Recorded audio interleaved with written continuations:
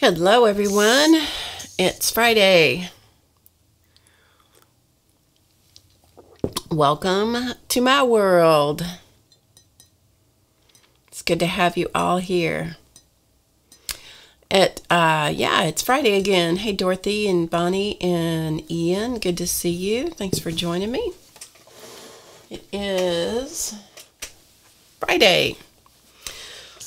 And I'm Barb Owen, and you're in my studio. So thank you for being here. So I'm just waiting a minute till people kind of wander in, and we're going to play with a little bit of, we're going to talk about art journaling first. And hi, Arlena and Gabrielle and Rain. And Beth, hello. Hey, Kyla, good to see you. Thanks for being here. So today we have a bunch of stuff to do today. First of all, we're going to talk a little bit before we get started. And then we're going to talk about art journaling. I'm going to show you some things about art journaling. And then I got some happy mail from a viewer. And let's see what else. Then we're going to take a look at some of these Tattered Angels mixed media papers, which I have one. I forgot to pull it out. I'm looking for it in my stack of journals. So I may have to go dig in my pile of journals. If you guys will indulge me just a moment. Yeah, okay. Entertain yourselves for a second, okay? I'll be right back.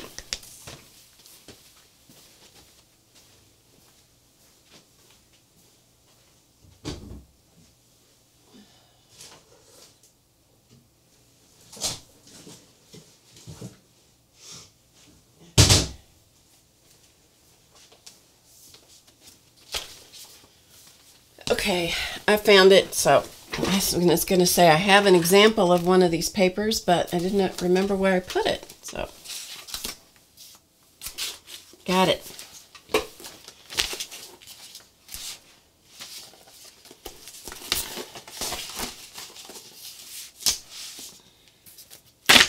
I have one of those stacks of things on the chair beside me that if it ever goes, it's trouble. It's trouble. Let's see. Hi, Rain. Patricia, Ina. Hello, Ina. Hi, Vicky. Nina. I'm assuming it's Nina. Patricia from Canada. I don't know how to say her name. Attadal? I don't know how to say your name. You might have to spell it phonetically for me. And then I'll write it down. I'll add you on my list if you want me to. Because I'm not sure how to pronounce your name. But welcome. Let's see. Hey, Jan. Hello. Let's see. Gail, I may have said hi to you, but if I didn't, hello. If I did, hello again.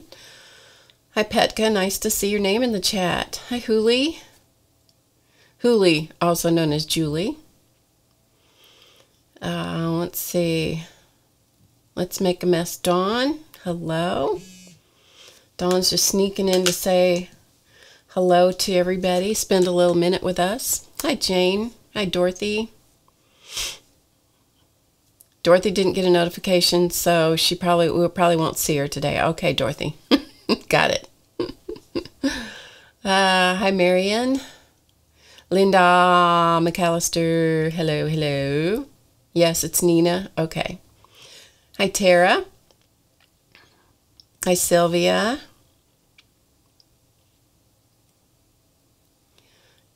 $80 doll. That's a good way to write that.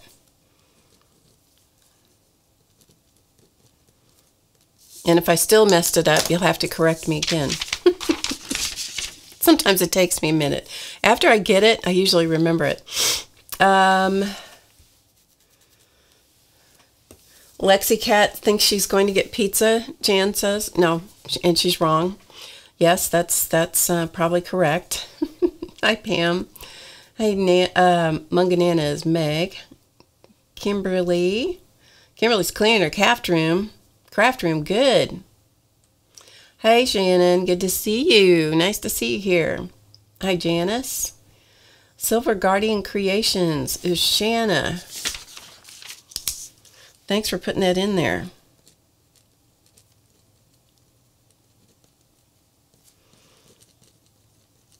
I'm almost to run out of room on my paper. I'm going to have to get another paper. Then I'll be shuffling pages. Oh, Tara's craft room is packed. Ooh.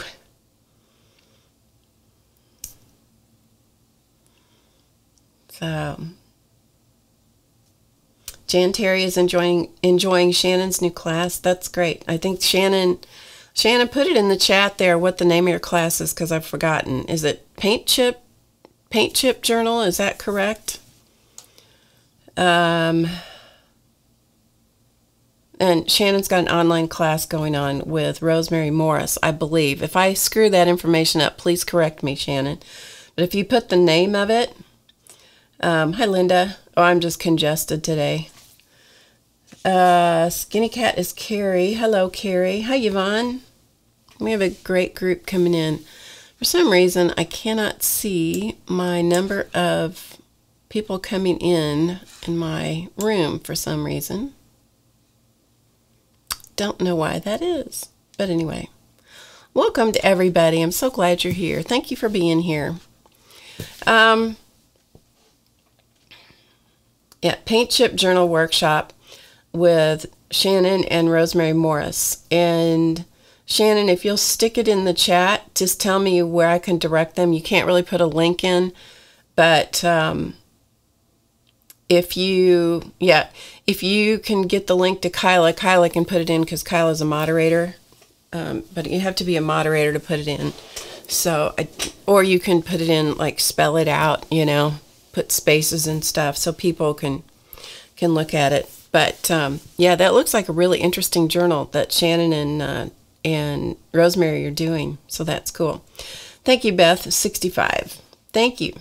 I used to, you know, every once in a while I do something really brilliant, and then I don't really know what it is I did that was so brilliant, but I managed to cover up somehow hide from myself how many viewers were here. I don't know how I hid it from myself. And I have a bank of 4 monitors going here. That's why you see my eyes scanning all the time, because I'm watching all the monitors. And yeah, I don't know how I managed to screw it up. But anyway, so I want new paint. What is that, Linda? I want new paint.com. What is that? Okay, so here's the deal from Shannon. Go to Etsy and search out the Rusty Peacock. RUSTYPEACOCK. The Rusty Peacock on Etsy. That's Rosemary's Etsy shop, and you can sign up for the class there if you want to. So there you go. Okay.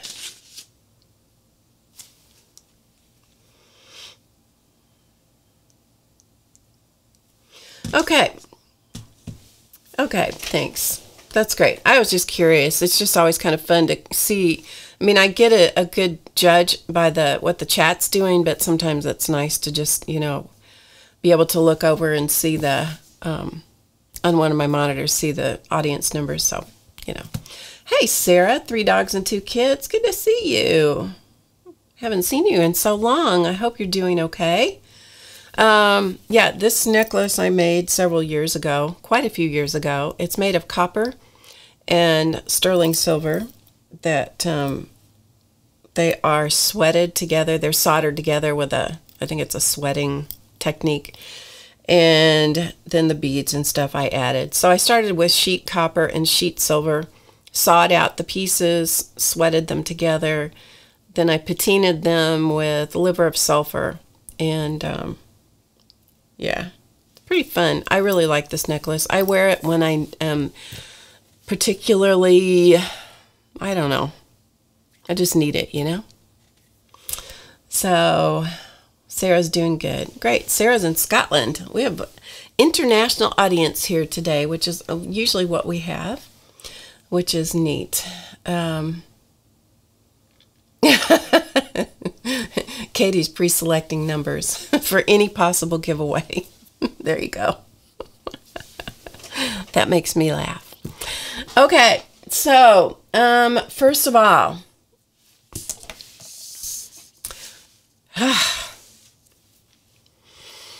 tough week.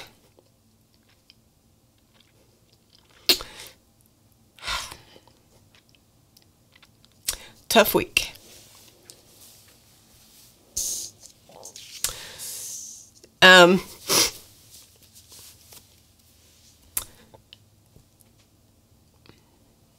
So that's why it's not drama-free today, because it's been a hard week in the United States.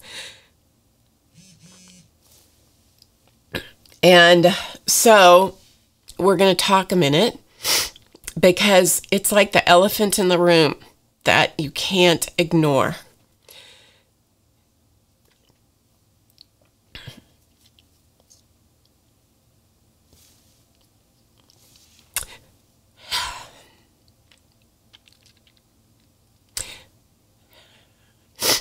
And I will not apologize for tears, because I know there are tears being shed all over this country and all over the world. I'm also not going to read the chat here for a little bit. So those of you in the chat, please feel free to chat with each other. I give you my blessing to talk about what went on in Las Vegas during this time. And then when we get to the end of this, we're going to set it to the side, and we are going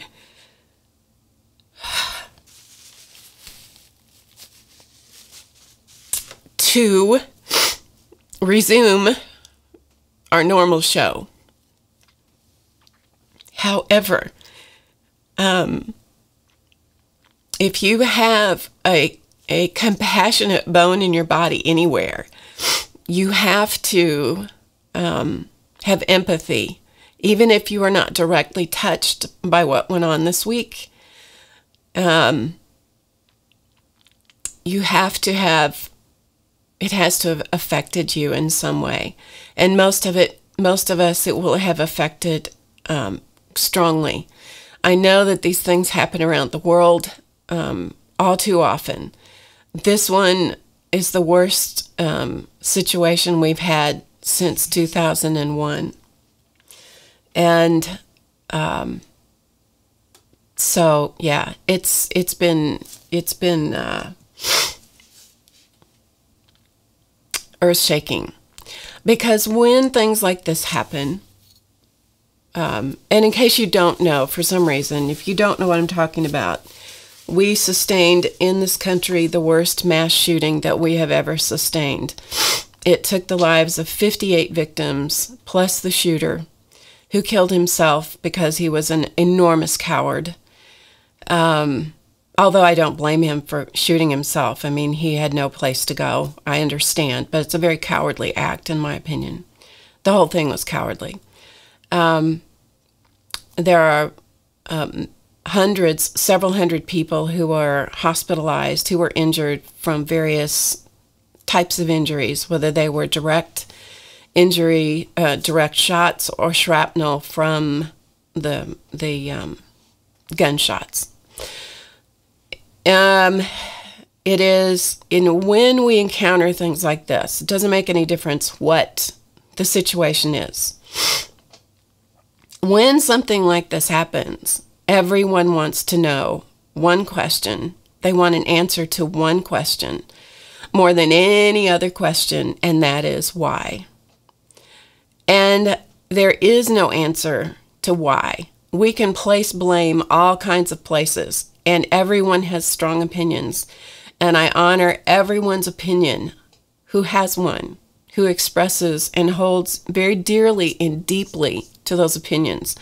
And I honor that, because you are entitled to your opinion, as am I. I will not give you my opinion because it's irrelevant. Opinions are irrelevant right now. what's important is that as a country and as a world, that we realize that we're all one people, and when one hurts, we all should hurt, and we should all lift that person who is hurting up. In this case, there were a lot of people who were hurt, and there also were so many people who rose to the occasion, people that we'll never know about, people whose names we will never know. Unless you are related to those people, you will never know who they were. But I celebrate those people. There are some people who actually rose up and gave their lives in the act of saving other people. And we've seen countless, well, I won't say countless, but we've seen a number of stories about that.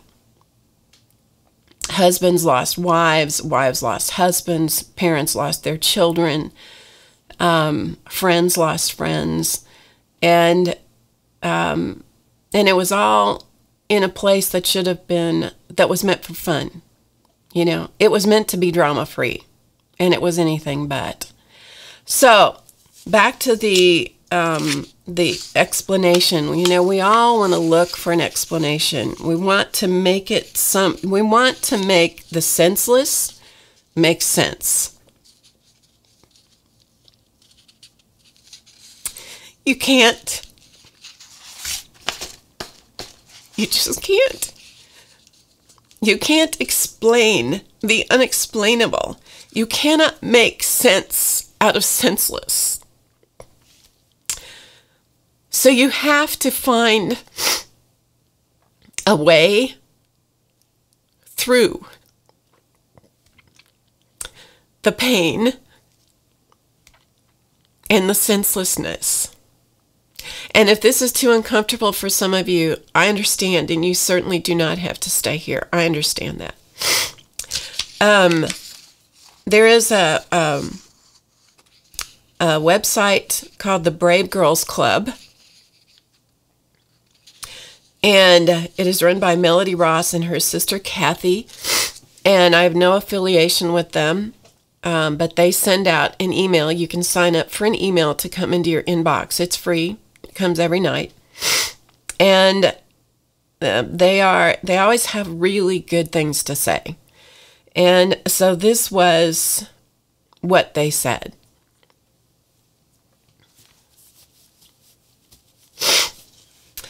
Dear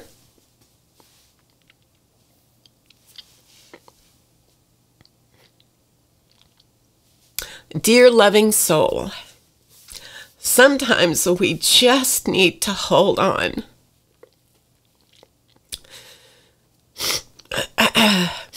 Sometimes we just need to hold on looking for what is wrong and do our very best to look for what is right. This is a wonderful break from the brain-bending burden of all that's wrong in the world. It's all that's scary and paralyzing and hopeless feeling. Because guess what? Even with all the darkness in the world, there is even more light and goodness and love. It is true, but you have to look for it and notice it and talk about it. And that's what we're doing here. We're talking about it and appreciate it and thank it, create it and nurture it and grow it and be it. Looking for beauty and truth and what is right has magic in it. No matter where you are, you can find something about that place that is beautiful, true, or good, even if it is simply the lessons you are able to learn there. Look for what is right about where you are. No matter what situation you're in, there is something good to find inside of it. Look for what's right about a situation. No matter who you are with, you will be able to look in their eyes and see their value, finding something wonderful and good in that person. Look for what is right about others. Most importantly, no matter what mistakes you have made, no matter how disappointed you are, no matter what has happened, you can always find your own value.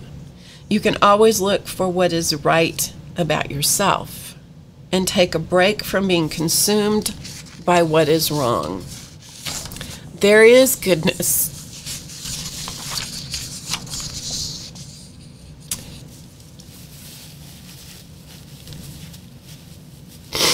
There is goodness out there. Spread it around. You are so loved.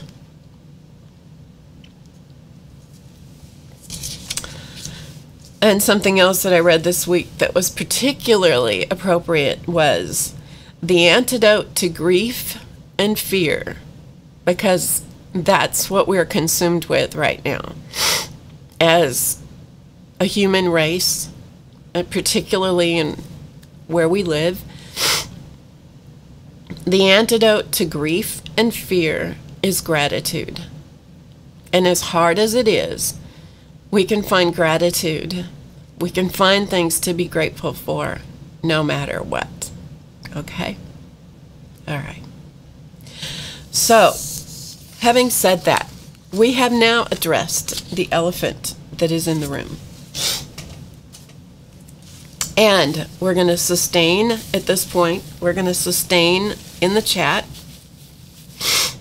all of the stuff that has to do with that and opinions, no matter what side of any issue. And we're going to go back to Drama Free Friday. Okay? So. And so what we need to do, because I know there are very strong opinions, I see some of them in the chat, and so I want to set those aside because that is for a different place, a different chat room, a different time.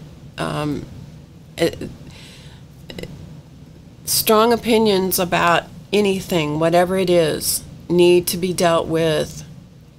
If you have the power to do something about it, get out and do it. Talking about it often just doesn't get a whole lot accomplished. Okay? All right.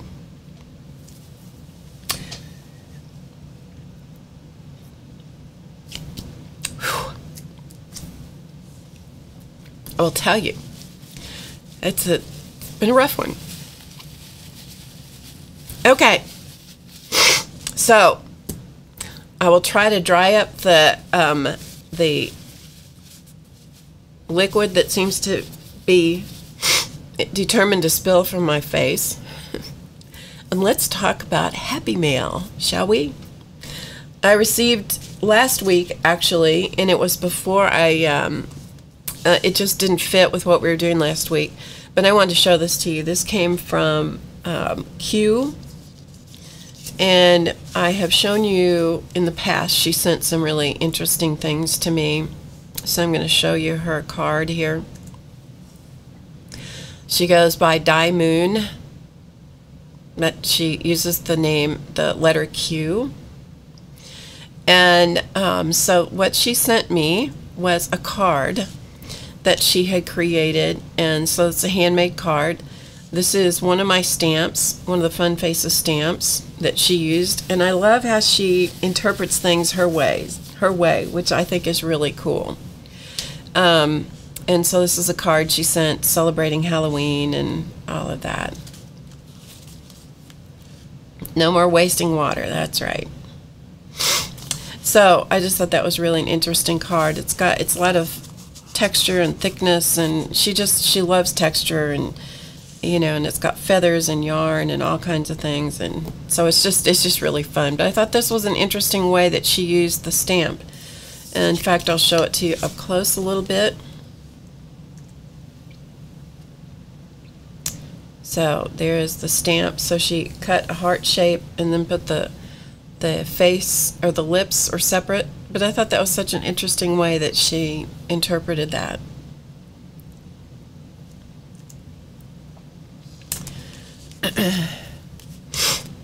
And then she also sent me one of her felted, let's see, what did she call it?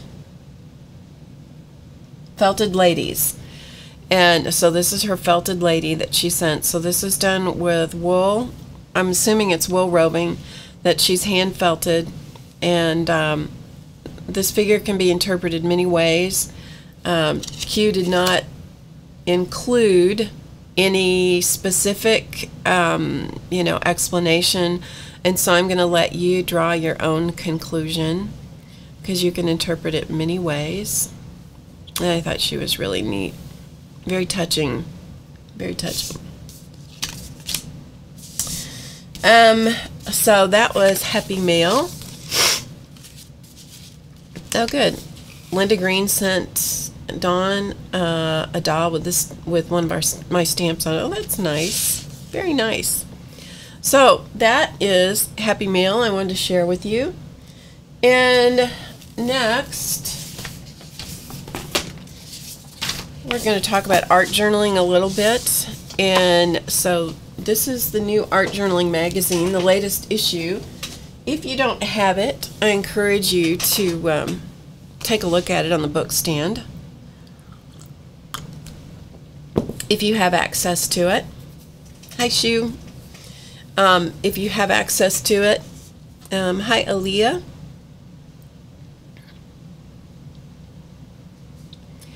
And so this is the latest issue, as I said, and it is, if you enjoy art journaling, I'll have to admit I don't buy every single issue of this magazine. I always look at them, but I don't always find, they don't always speak to me. I don't know, for whatever reason. It's probably the mood I'm in. Hello, Dar. Hi, Barbara. Is art journaling magazine at Joann's? I'm not really sure, tell you the truth. I'm not really sure. But I'm just going to fan through some of the pages. There are just some, there's always some things to be inspired by. There's so many different ways to art journal for so many different reasons. One of my favorite things is when they talk in here about they'll ask a question, and then the artists will respond to the question, give their opinions or whatever. Anyway, so there's lots of different things going on, and covers fabric and paper and all kinds of things. But I wanted to read just this very first little bit at the beginning of the magazine. This was by Mary Walden, and so this was, I thought, was really interesting. There are so many amazing journals in previous issues of art journaling. When I purchased my first copy years ago, I was intrigued. I found that there are numerous techniques artists have used to work with paper, fabric, and other substrates to make meaningful journals. I loved finding out that there is no right or wrong way to create. Okay, and I want every one of you to take that to heart, because I hear that, I get that question a lot. Well, what's the right way to do this? And I hear people debating, the right way to use products, the right way to make an art journal. I mean, I've had people in comments about some of my art journaling videos. There are people that will just collar me about, well, art journaling is this and art journaling is that. And, I quite honestly, when people go after me about stuff, I trash the comments. You don't ever get to see those, because those are opinions, and if it was kindly expressed, it would stay in the comment section. But when it's not, when it's dogmatic, and I'm sure there's all kinds of stuff that come into that person to make a comment like that. But I've had my fair share of, everybody gets their fair share of crappy comments. And so I want you to know, because I truly believe this, that there's no right or wrong way to create. There's no right or wrong way to art journal. And so, and here it is in writing, therefore it must be true, correct? There is no one way that journals are supposed to look, and there are no rules about what can make up a journal. And then the next little section is love for journaling, and I'm going to read this, and I'm going to stop reading to you. Why do we love journals? They call out the artist in us on so many levels. We can write, paint, doodle, stitch, and glue. There is no skill level or age requirement involved. We can tell the truth and then cover it up. And we can make up stories about how we wish things were in our lives. We can keep track of the way our lives really are. Journals can comfort, or they can confront. We can be serious in our journals, or we can be silly. We can explore new techniques, or we can get to know ourselves better. I think these are just some of the reasons that we love journals. And that's my feeling about it. And that probably helps to explain why I have a stack of journals that is like, it fills a whole cabinet and several shelves. And I am pretty sure that Kyla Givehand, who was, I think, still here, probably rivals my stack of journals many times over. But anyway, if you're hesitant about art journaling, I highly recommend that you take a look at some of the issues of Art Journaling magazine and just, kind of get a feel for it. Maybe you've never tried it before. Maybe take a chance. Maybe it's time for you to do that, right? Kyla's here. Well, since she's here, because I don't want to tie her up too much in case she's got other things to do, I am going to show some art journal things here in a little bit. And then we're going to actually play with some of the mixed media papers here. Sorry, trying to organize myself a minute. Last week, Kyla was here with me, not in studio, but in the, you were seeing her on the screen. And we did a creative chat together. Kyla thinks we're neck and neck. Yeah, maybe. And so anyway, we talked about her creative, her inspiration decks. And she's got two that are coming out. One is the kind of the version 2.0 of her original mixed media inspiration deck, which has 90 cards in it, where it had 52 before. So this one has 90 cards. And then she also has a writing inspiration deck called the Right Now deck, as in WRITE. So anyway, she had you had a chance to enter a drawing, and so she had two winners. And so I'm just putting this out there. This will be in the chat, and I'm sure Kyla will have tried to contact these people as well. One is Beth Salter, and Beth won the Mixed Media Inspiration deck, and Monica Garcia won the Right Now deck. So those are the two winners of the deck. Kyla also generously gave away a seat in her, what was the name of the Hacking the Color Wheel class, and we did that last week in the chat. So yeah,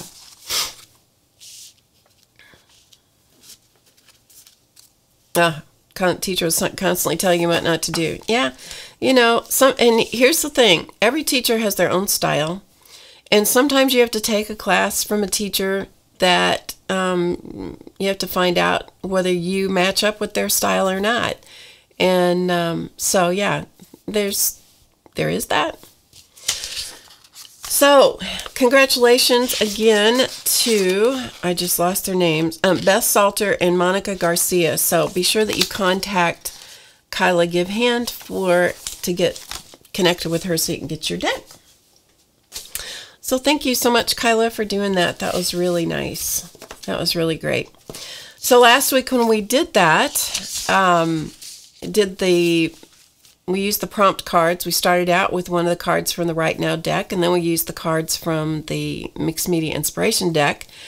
And I did a great big piece of paper. Well, it was 11 by 14, I think, which is not super huge by any means.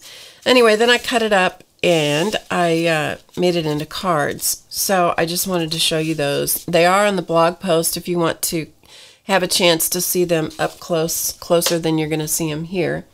If you go to HowToGetCreative.com, you'll see the blog post there. Sorry, I'm just trying to get my camera settled here so you don't have a bunch of stuff in the background that you have to look at. And so you can see them up close and personal where you can expand the pictures and everything. So that is where you'll see those. Okay, so I took the sheet of paper, as I said, it was 11 by 14, and then I cut it up and I put it on some pre-made card bases. And so here they are. And so what I did, I added a little bit more stuff to them, not much. I added a few more rub-ons, and then when I cut them up, I added some borders because the border was only on part of some of the pieces. I took words that I already had. These are from one of the Tim Holtz die cut, I don't even know what it was, the adventure words or something. I cut them out of black cardstock. I already had these done, and I had glued them onto a colored cardstock. They were just all made, waiting for someplace to go. And so I added those, added a little doodling here and there, added some words from one of the Tim Holtz sticker packs. It's either the Chit Chat or one of those. And put them together and just made some cards. And some of them I turned vertically, some the other way. And this is also a die cut. That's a bear of a die cut, I have to say. That comes from a set, another Tim Holtz set.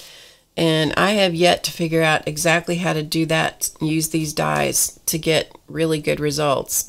So, just saying, that I love it, but that's a bear of a die cut to get to just come apart. It's fiddly. Let's just say that. It's fiddly. Okay, here's another one. So I got 6 cards out of this. I think I've already used one of them. Got 6 cards out of it. Here's another one. So they're very mixed media looking. Very collagey, which I really like. They're fun. I like stuff like this, and so I tend to do this quite a bit. I do this type of technique with fabric quite often as well. Be creative. Make a wish. And then I had a little bit of stuff left over, just a little bit. And so I just took the leftovers and I put them together and I just made some simple bookmarks. Thanks, Kyla. So this was truly the leftover bits. So here's another one. But you can see, you can take something that you might not like the entire sheet of whatever it is and cut it up into smaller pieces, and it always works. You know, it always works. And because I am a fanatic about words, I always add words to things. I love having those random expressions, and this is from the Big Chat pack of stickers or Tim Holtz things. And, you know, I love just the randomness of them and how you can make up your own little encouragement. So, anyway, so there is that. Okay. So if you will hang in here till the end, we will do a drawing. I'm going to give away 4 of the cards here. Yeah, so I have 4 cards to give away. So if you will hang in till the end, we will do a drawing. And I'll put those right here so I don't forget. So we're going to do that at the end. So I'm going to give away 4 cards. And it may be a little chaotic, but we're just going to do our best. All right. Let's see, what else? This week, those of you that are here that are in the VIP group at HowToGetCreative.com, your class is tomorrow. Your email went out earlier today with the link in it. So VIP class is tomorrow. I we put up a new membership class for How to Get Creative this week. There's also a new YouTube video that went up this week for everybody about what is spray ink. So I put that up, and so it's been a busy, busy week. All right, let's talk about art journaling just a little bit. I want to show you a couple of things about art journaling. I'm going to show you the less pretty side of art journaling, okay? The less pretty side of art journaling, and talk to you a little bit about my journey with art journaling.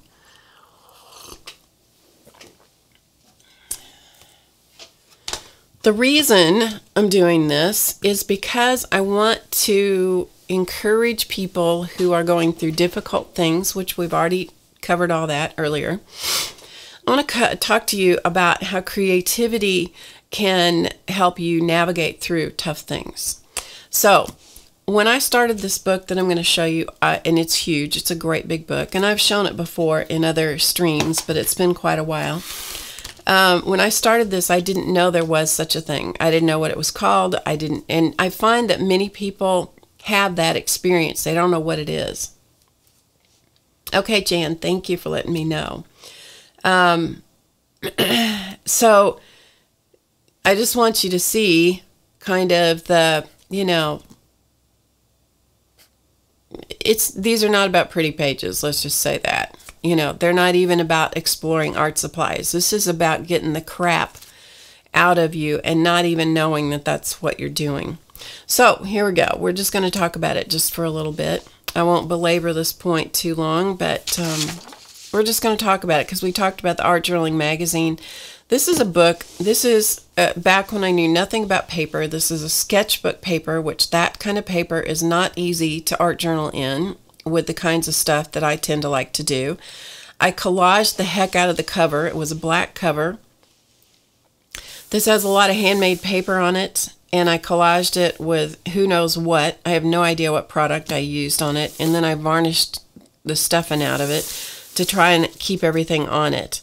So I put my name on it. At this point, I was reading the book, The Four Agreements, and so I was just writing, spelling out the various 4 agreements on here, and just, I was using vellum stuff, which doesn't glue down easily, but, hey, it's what it is.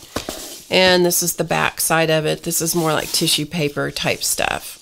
It's all stuff that I liked. A lot of handmade paper that I bought someplace. So, okay. So inside this book, and it is big, as I said, it's a big book. And you would find in any journal that you look at, you will find when you open the cover that there's always loose stuff stuck into every journal. And that is no exception. And I just leave the stuff in here. It's stuff that meant something to me, at some point in time, and maybe I'll leave it here for good, maybe not. Sometimes it's notes that I've taken about things. This is as close as I ever got to scrapbooking, and I did this when I was a leader with Weight Watchers. This was years ago, and these are me. I know you can't tell because it's a very, very much younger version of me. But I did these because this was my journey this is also me. This is my journey as I gained weight and lost weight and so forth and so on. And so that seemed to fit in with this journal. So I just, that's all I ever did. And so that's where it lives. So this is this journal, my first art journal that has pretty raw stuff in it. Okay, pretty raw stuff. Sketchbook paper does not like wet material. It's not good for chalk. It's not good. It's good for pencil and or pen, and that is not at all what I used. And so I just, stamped some stuff, wrote some stuff, turned the page, and then you'll see. This was in 04, and so then you'll see random questions like I ask myself, how do I feel? And you can see right here what was going on. And then this is my rendition of how I was feeling. And this, I think, was chalk. But again, doesn't, I mean, if I start rubbing around on it, even though I've sprayed it with fixative, I'm sure it'll come off. But that was how I was feeling, and that's what I was doing here in this book. So I've always used lots of writing and asking myself questions. And I was being guided with a book that I'd found at the bookstore called I think it was called Visual Journaling, or something of that sort. And again, this was answering questions, and I'm sure you can tell what that is. If you can't, I'm not explaining that page. Okay, more questions, more just writing about myself. This is getting more honest, okay? Yeah, the leather jacket and the bike aren't in here. That preceded all of this. More questions. This is where I began to get much more honest in my journaling, okay? Much more honest. This is about the time that the art journaling began to be healing for me, okay? More writing. Again, more pretty honest, pretty raw. More writing. Again, more feeling cut off. And this was done with watercolor, like praying watercolor paints.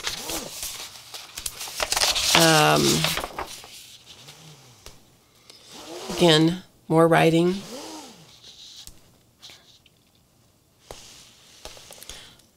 And then as I went back further, you know, there's a little bit more. Again, the colors are not beautiful. They're very raw. They're very... up to this point, I was very honest.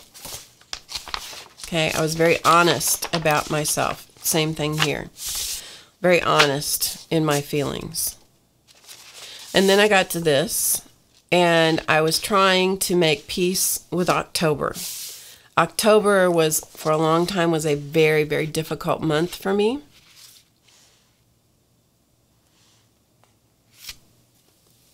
Okay, are we having problems? Yes, okay.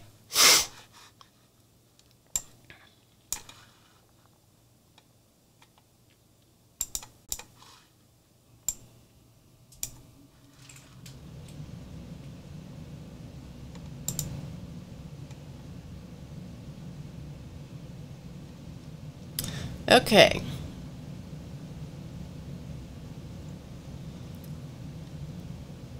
Are we back? We're back. Okay. I don't know what... Nope. It's not staying online for some reason. Something's going on.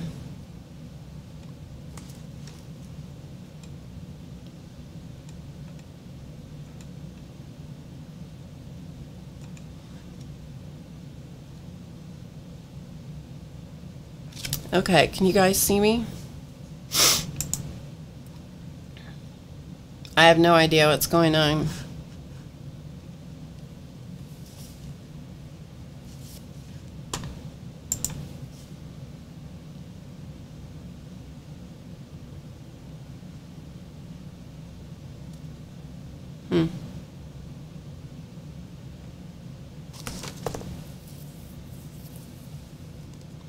You can see in here, but it's showing me, screen at the moment showing me that I'm frozen.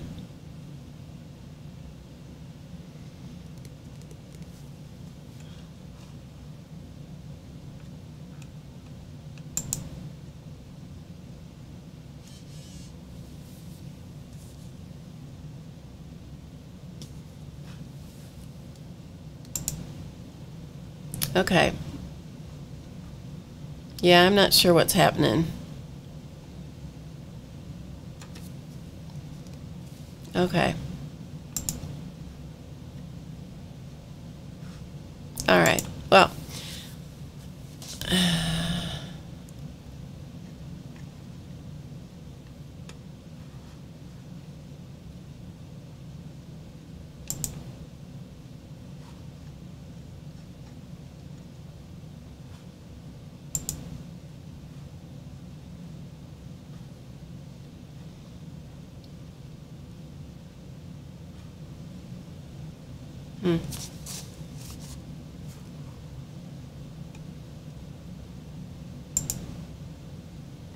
Okay.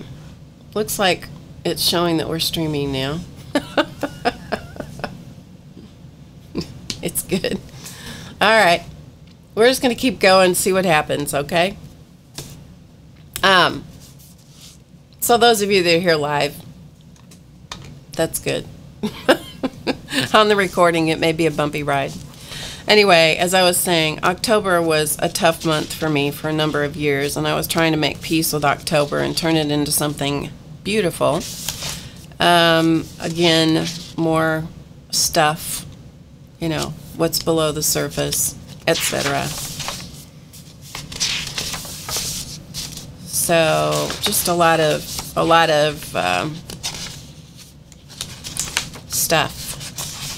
So what's going on here? And this is getting back into places where I don't have anything going on. So what's the point of this?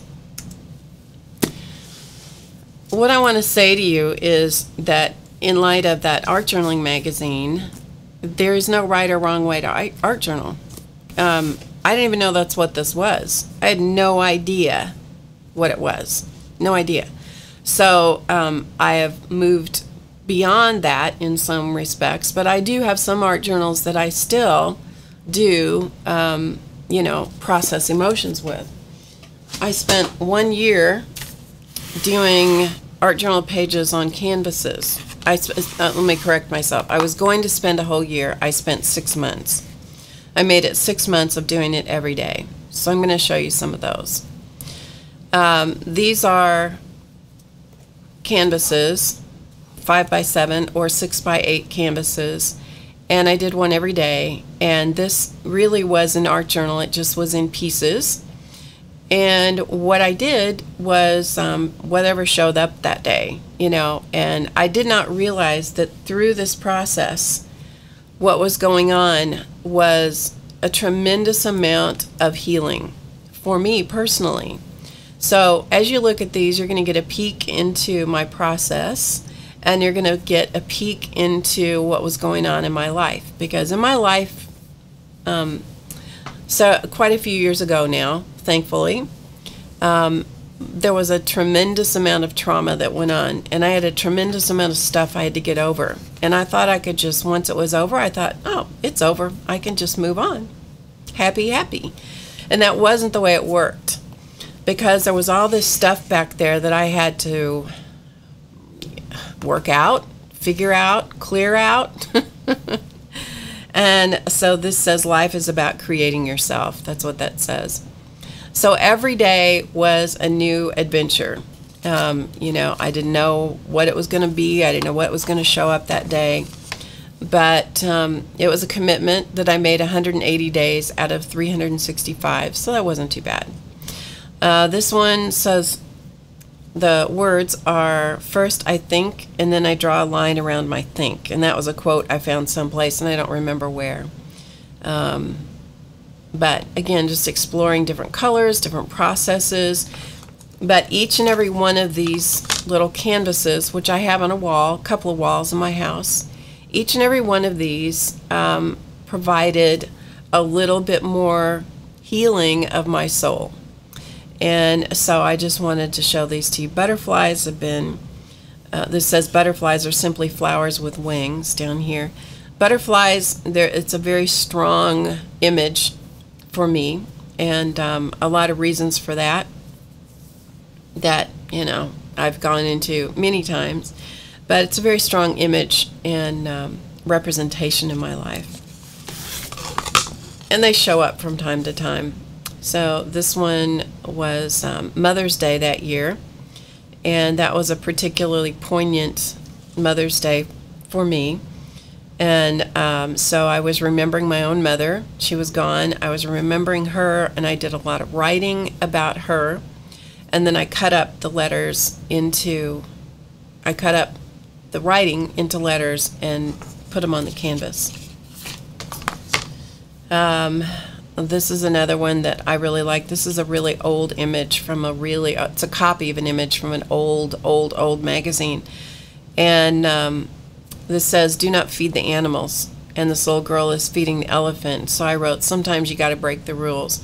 I was a rule follower most of my life, and so art journaling really helped me kind of bust out of that following the rules kind of thing. You know, it's like, whoo. So that's why I get a little testy every once in a while when somebody starts telling me about the right way you have to do something. It's like, no, you don't. No, you don't. You don't. If you tell me that the rules are a certain way, I'm probably going to look at you and go, okay, and then I'm going to do it my way.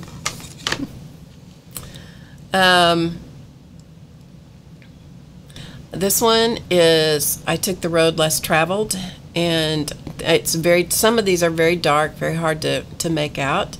But some of them are very dark images. Some of them are, that's apparently where I was that day. You know, it happens. And today is day 100, and that was significant on several levels. And so sometimes you just have to mark the day to say, you know, I made it this far. And so that was an example of that. And then one more that I'm going to show you is this one. And this was a very another very, let's say, poignant moment for me. Forgiveness sets me free. I am forgiven and I forgive. Forgiveness sets me free and opens the doors of my heart to love. And so that's what I have. I have doors. And then the butterflies are coming from that. So this was a particularly significant day for me because I turned a corner that day. Now, can I say I turned that corner and I stayed on that path the whole time? No, because I'm not superhuman. That's why this is on a wall where I see it very frequently, because there are a lot of times I have to go back and revisit this and choose forgiveness again and again. So, okay, so that is a peek into me, and also an encouragement, I hope, to you if you are struggling with whatever it could be in your life, to get out a journal, to get out a notebook. Could be a spiral bound notebook. Doesn't have to be anything fancy. You don't have to spend a bunch of money. You can get copy paper and fold it in half and just have, you know, stacks of sheets of copy paper, and you can just start expressing yourself. You'll be surprised what's in there, and you'll be surprised at how it can heal as well. And so what we're going to talk about now is these mixed media sheets from Tattered Angels. So let's talk about these. These are pretty cool. I have two different images here. There are quite a few of these, but I just have two different images because these were the ones that really appealed to me. So there is this rooster, which is really cool. And this is different paper. It is, this does not feel like any kind of paper that you will come across in, at least that I've come across in traditional scrapbooking types of bins and that kind of thing. And this is from Tattered Angels. It is called the Mixed Media Origins Collection. This particular one is Barn. It's 23254. You'll find a link to the Tattered Angels site down below in the description box below the video. So that is what this one looks like. And here is the other one, the back side of it.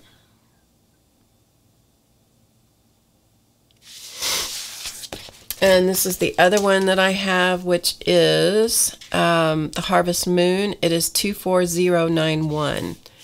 So this is this one.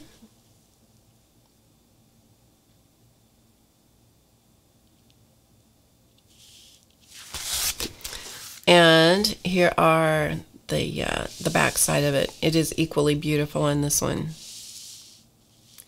So I've used one of these in the past, And it was obviously a different sheet. I don't no longer have that sheet that I can put my hand on. And this is one of those sheets, and I have forgotten what how I colored this one. It's been a while. This was recorded a while back, but I painted it with something. Don't remember what, and I varnished over it. It was a water-soluble media, whatever it was. I varnished over it so that it would stay put. And so this is the other. I don't remember if this was 2 pieces. I think this was maybe the front and back side. I may have had 2 pieces of paper and I colored them both. And then I covered a journal with it. So, but this is that same paper. And it makes a beautiful cover for a journal. This is one of those, this is a journal from, I got these at Barnes & Noble. And I think these were the ones that were the Piccadilly line from Barnes & Noble, which is hard to find now. Moleskine makes them, and you can buy, I think there's 2 or 3 in a package. They're not cheap for this size. It's much less expensive to go buy composition notebooks. But I love the paper in this. I love the paper for writing. It is so smooth and it's so wonderful. And as you can see in this one, I did, just some little illustrations as I was doing the writing. And this was from Debbie Boring. Debbie Boring sent me that. Even has her name on it. She sent me that, so it went in my journal. So these were whatever the illustrations were that spoke to me on the day that I was listening to some meditation things from Deepak Chopra and Oprah Winfrey, one of their meditation things that they have every so often. And so I was just adding little illustrations here and there. I don't always do that when I journal, when I'm writing, but I did it for this one. And actually I had forgotten I'd done that, so it's fun for me to look back through this and see what I did. So anyway, there's that. But the point of this was the cover. This was the point of this. Okay, so here's what we're going to do. I don't know how this is going to work because I have not tried it because I just literally did not have time to try it earlier this week. So, yeah, it might work really well. And then again, we might go, gosh, that was a miserable failure. It could happen. So what I have with me are the Ken Oliver color bursts. And I have 2 of the Brushos that Ilona kindly sent me from the UK. So I have black and I have moss green. I don't know which of these we'll use, to tell you the truth. So I'm just going to go through the colors here. This is turquoise, alizarin crimson, ultramarine blue, violet. These are watercolor pigment powders, very, very highly pigmented. Lime green, I know I'll probably use that one. Phthalo green, I might use that one. Sepia, might use that one. Indigo. Terra Vert, might use that one. Tangerine, we might use that one. Orange, maybe that one. Lemon yellow. Fuchsia, yellow ochre, merlot, burnt orange, and chartreuse. Okay, these are not the cleanest things to work with, folks. They're fun, but they're messy. Okay, so know that in advance. You don't want any fans blowing or anything else, because that can be a mess. Oh, you took a workshop with him last week? Oh, how fun. Well, that's cool, Kyla.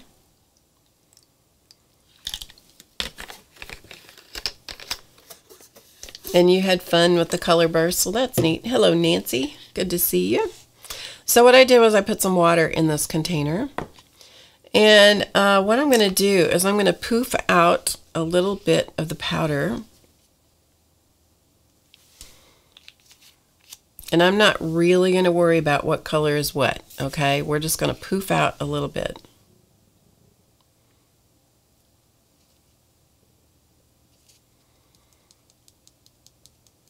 Does not take much powder to make paint.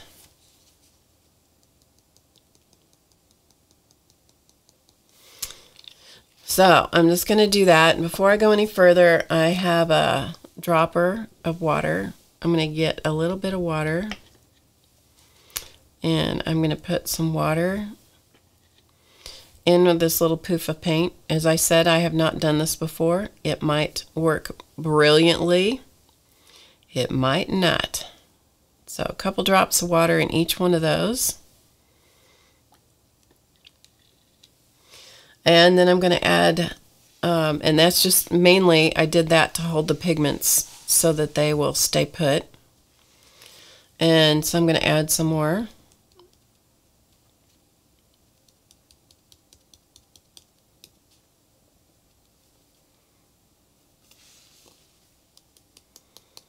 And I find some of them are more willing to come out of the bottles than others.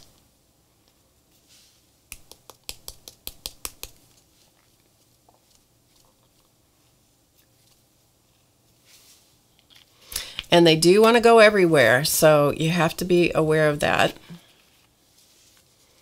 So basically at this moment I'm just going to be making watercolors out of the powders.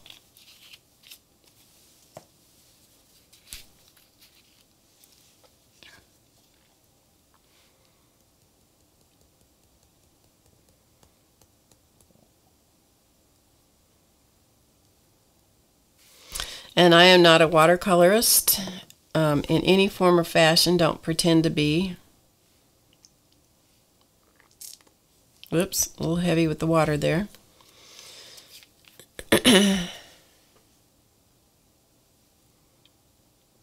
So I'm just mostly kind of getting out some of the more fall-like colors.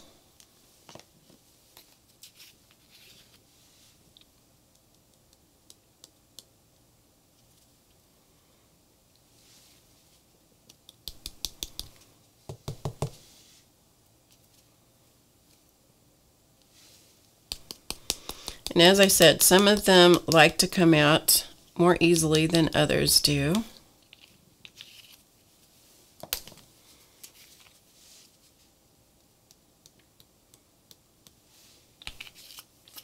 Okay, a little more water in these down here.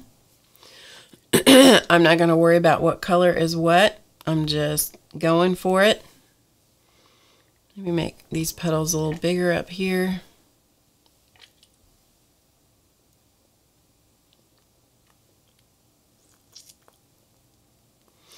Okay.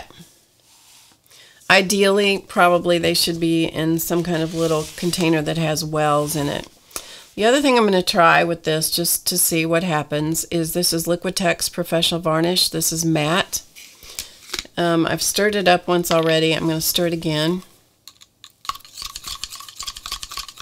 So I'm just stirring it with a stick. It's very liquidy. The varnish, this varnish is very, very thin, thin-bodied. And what I'm going to do is I'm going to get a drop of varnish into each one of these petals. Because what I want to do is I want to see if it might add that little bit of varnish, if that makes a difference in making the paint adhere to the paper and stay, as opposed to watercolor that wants to, you know, kind of go do its own thing. So we're going to see. It might work. It might not. So let's just find out. We're going to find out together. So this is an experiment for all of us. All right, so I'm going to wet my brush. This is just a cheap brush. And I'm just going to go into one of these petals here.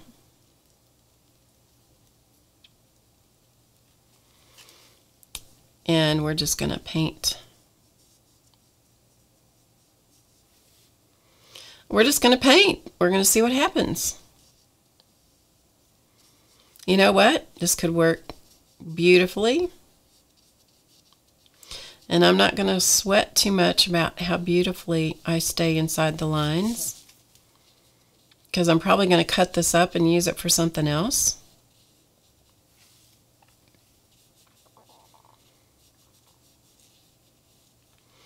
And while I'm here, and these are wet, I'm going to get a little bit of this yellow ochre color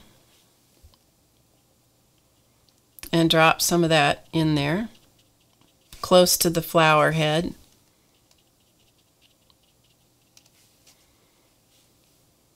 The seed head.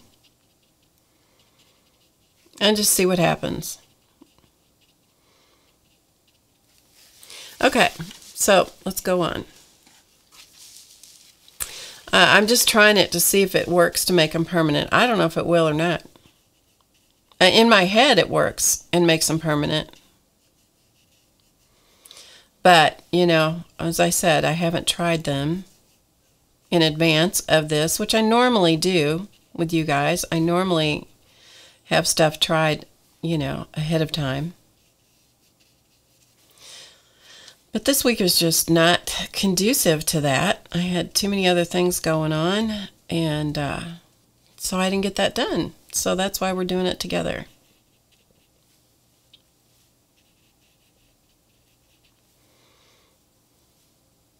So I can see that I didn't mix up enough paint.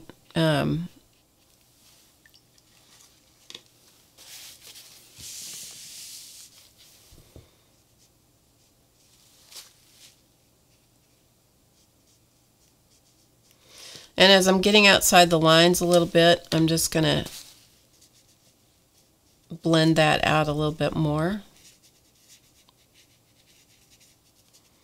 So it's not like watercolor in that it does not, the colored pigment does not stop where the water stops. Like watercolor, it will stop at the edge, you know, it will run up to a certain point and then it doesn't go any further. This doesn't seem to be behaving that way. It seems to be liking the fact that it can creep outside the, kind of go outside the boundaries and kind of do its own thing, which, you know, actually is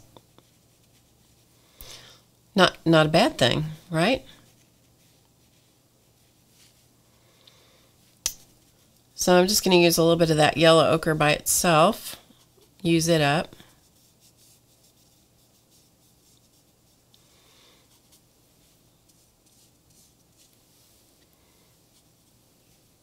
And then I'm going to have to mix up some more paint here. And then I've got some, I don't know what this is, because I wasn't paying any attention whatsoever, but it's a browner, one of the brown shades, maybe sepia. So add a little bit of that. See what it does.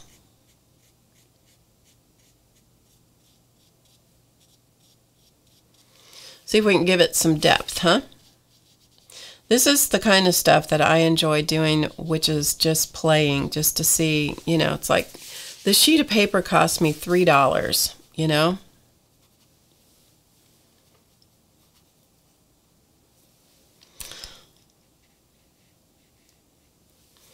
Actually, I'm going to go to one of the burnt orange colors for this. Let's see.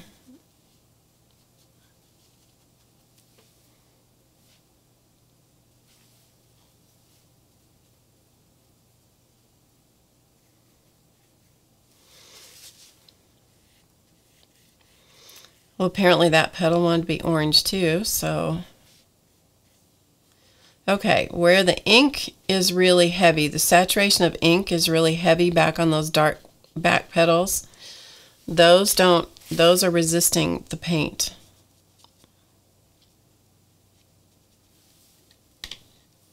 Do you see what I mean about how powerful that pigment is?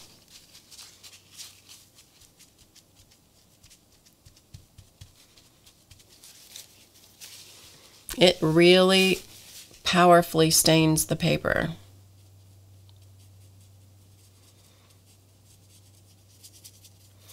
So we're just going to see what it does. Just go with it.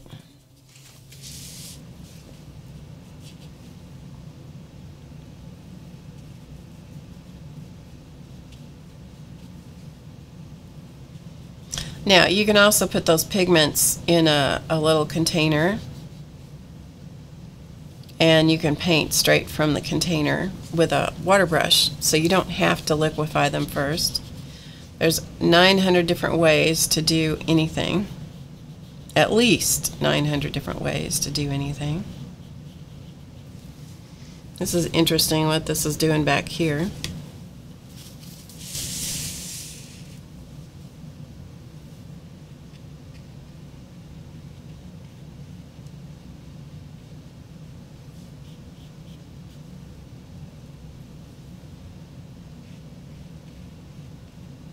And the paper is buckling a little bit.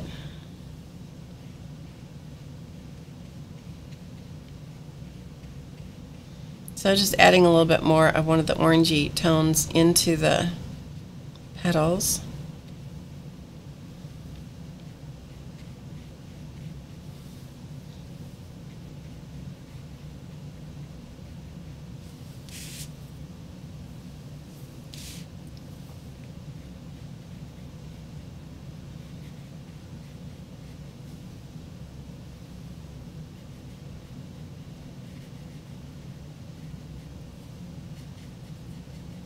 But it's not lifting the color that's underneath, so that's interesting too. Okay, let me switch to the other camera here so that you can get a little truer picture of the pigment, of the colors and so forth.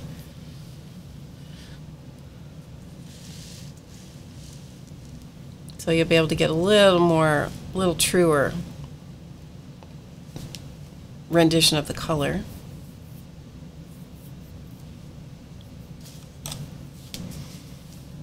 Okay. So I'm going to mix up a little bit more of the yellow and the yellow ochre.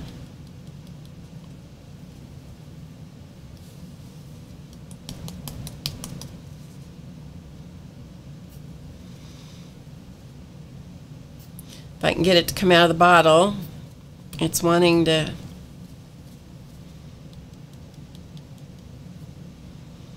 I can take the lid off of it, but yeah, that could be a real disaster.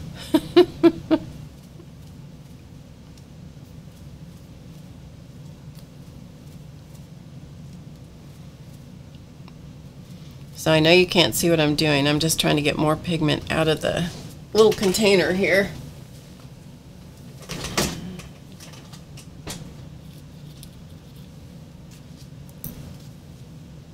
There we go.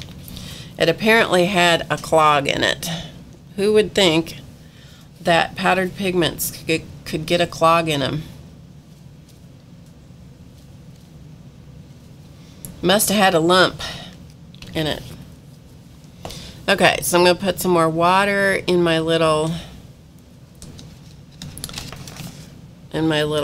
piles of pigment, and I'm going to add a little bit more varnish to it. Again, just to see if I can get them to be a little more permanent and stay put on the page.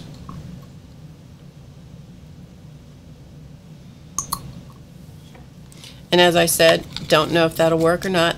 Doesn't really matter. It's only a piece of paper, and who cares?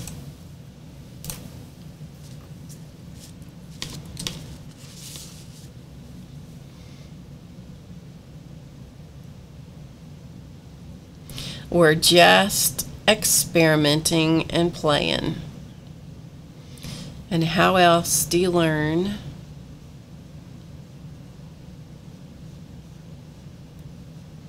You can watch a video, you can watch other people do it. In the end, it's always good to just do it and see what happens.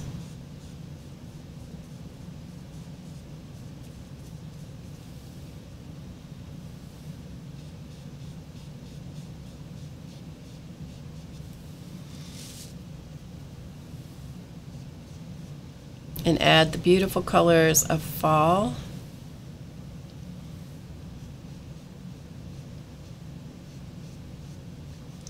And then see what it does when they dry, because when things dry, they often look different than they do when they're at their full saturation point. And those of you that are watercolorists, I know, are out there going, oh my gosh, I can't believe she's doing this. Turn away, turn your heads, just look the other direction.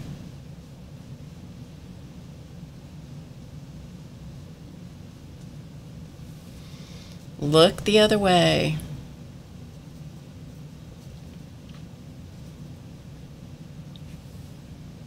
So I'm just picking up various yellows and oranges.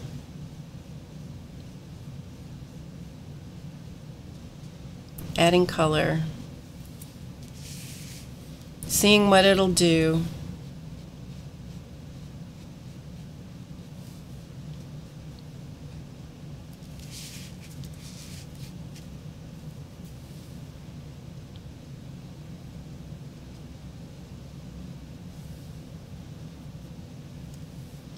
You guys ever do this? Do you ever just get your stuff out, get something new to play with, and then just see what happens?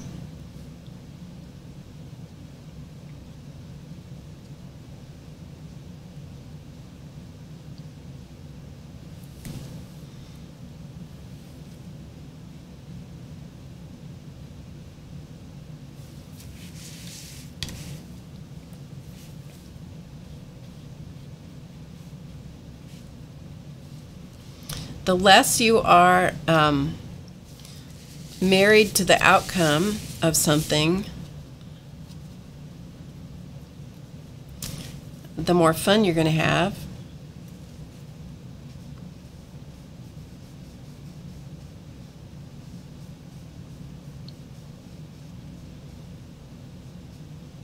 I think oftentimes what happens for me is I have a preconceived idea in my head, and I think, oh, that's how I want this thing to look, right? And then what happens is I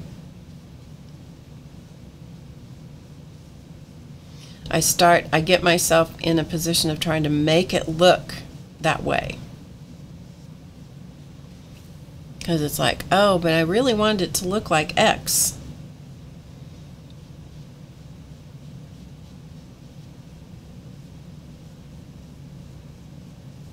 And then when it doesn't look that way, then I get disappointed, as opposed to just being open to seeing what happens.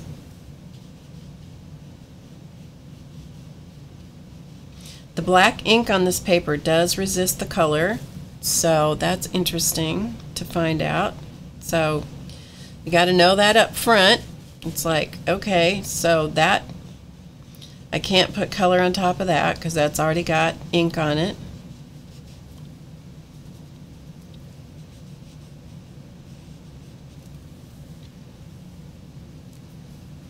But these that are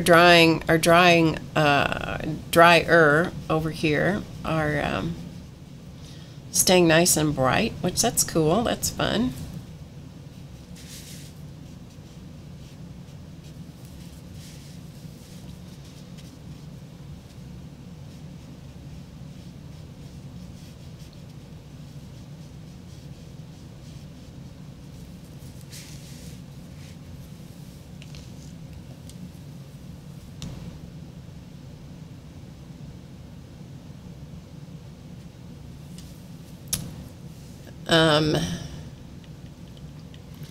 Okay, who is the problem?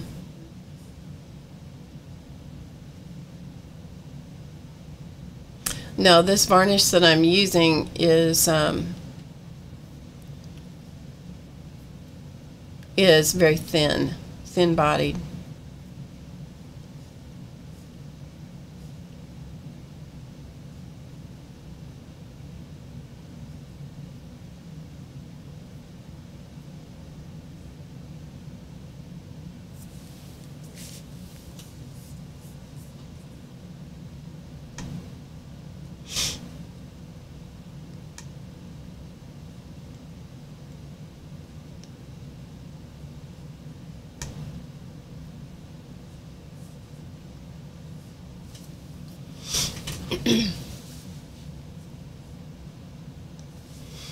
Okay, so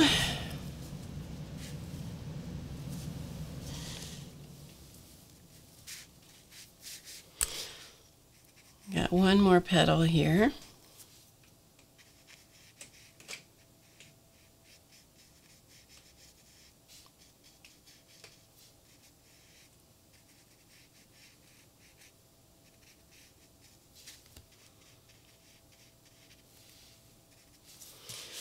Okay, so that's kind of fun. Thanks, Katie. I appreciate it. I just missed it. Just missed it. Good to have somebody on the lookout.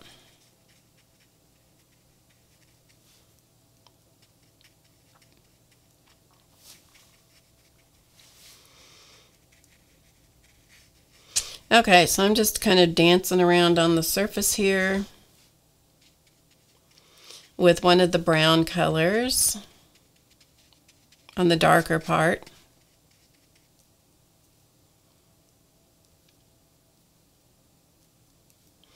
The colors I'm using are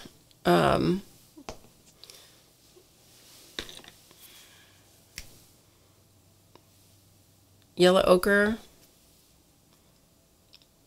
lemon yellow, burnt orange, tangerine, sepia, orange, and then I have some greens out that I haven't used. I mean, they're on the palette. I haven't used them yet. There's lime green, terra vert, and phthalo. So those are the ones I'm using. Those are the colors I have out. At the moment, I think what's going on here is sepia, I think. Because I didn't really label what was on my palette. I just squirted them out, put some stuff on it, and just started playing.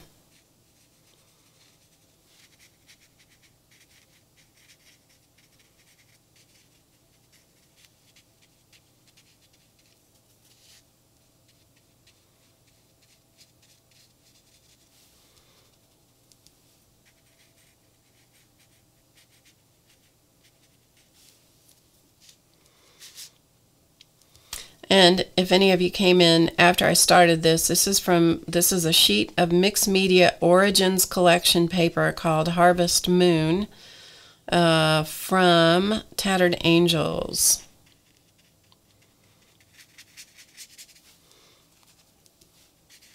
So it's mixed media paper is how it's labeled. So we're just going to add some other colors in here, just kind of messy. Maybe add a little bit of orange around in it. And the colors I'm using are from Ken Oliver Color Burst that I put water in and a tiny one little drop of Liquitex varnish.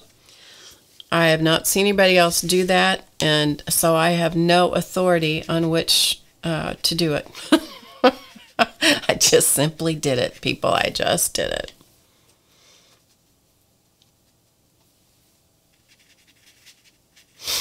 Just went for it to see what would happen. Okay. So we've got some leaves down here. Okay, so we got some leaves. There's our flower so far.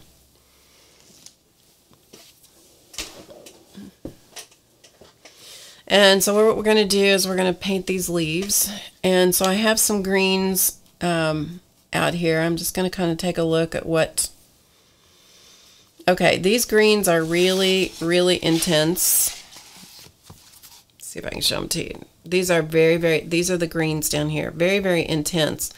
And they're really like super greeny. So I'm going to add a little bit of brown or yellow ochre into those. So it's not quite so Christmassy green.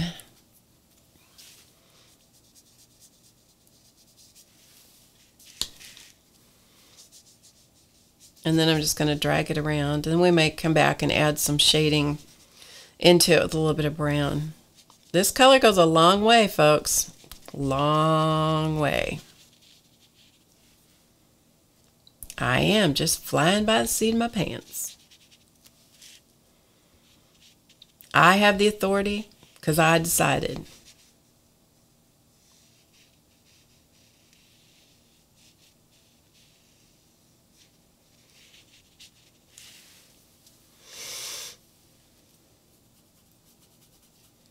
So I'm going to use a little different green on this other side.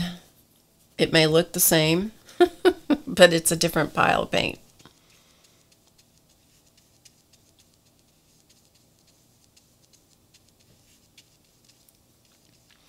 What I can see doing with this after it's all done is coming in and doodling in the background with some pens, which is another reason I really don't care if I get outside the lines.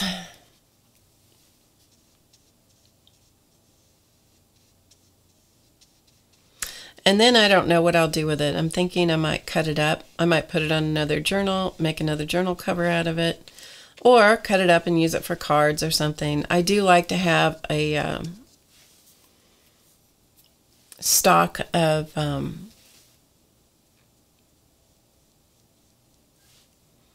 cards on hand. No, Nancy, I didn't show any motorcycle pictures. I didn't even get them out. I'm gonna have to dig those babies up out of the archive. They are hiding somewhere.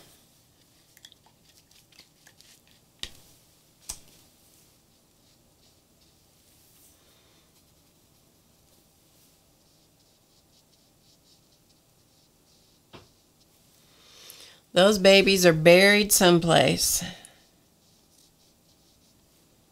One year I decided I would, for Clausman for, I think it was Christmas, I was going to, at the time I'd gone back to studying piano again. That was my major in college.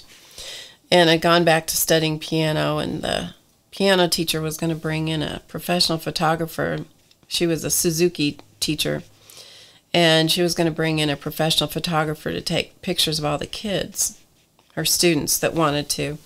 And so I thought it would be fun to take some kind of crazy pictures for Clausman for Christmas with my leather overalls, my black leather overalls, and sitting at the grand piano with a feather boa around my neck. So I did. They were pretty fun. He got a charge out of it. And I did my makeup like really, really, like really cheap. Like something that, you know, well, let's just face it. I look like a streetwalker.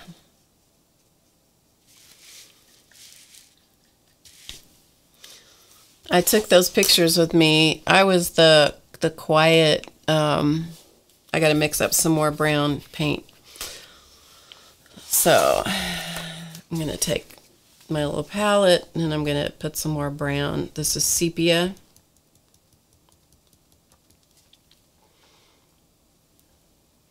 Anyway, I took those to a high school reunion. I was the quiet, always the quiet kid, you know. The studious one, the quiet one.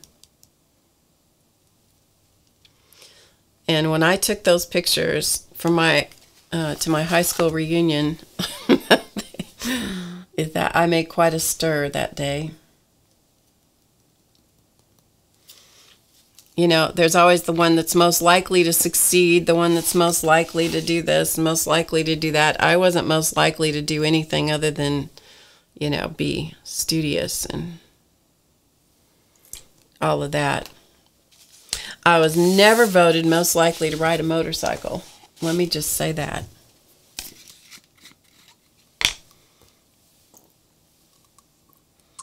I think I surprised him when I came in with those pictures. I know I surprised everybody when I was at my reunion, my high school reunion. Shock value is fun though, you know? All right, we're going to add a little bit of, this is Brush-O Moss Green. And so I'm going to put a little bit of this on the palette somewhere. And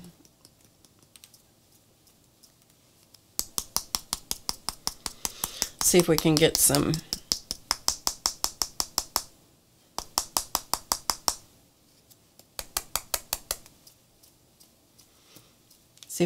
color out of that. See what it does.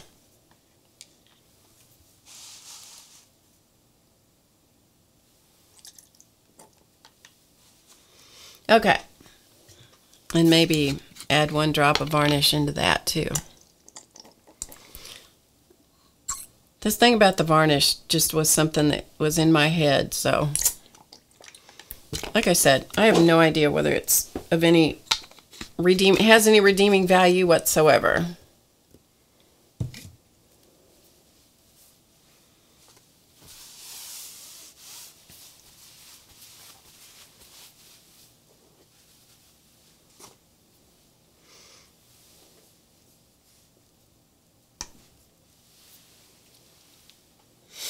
Okay, so let's go back to our sheet here.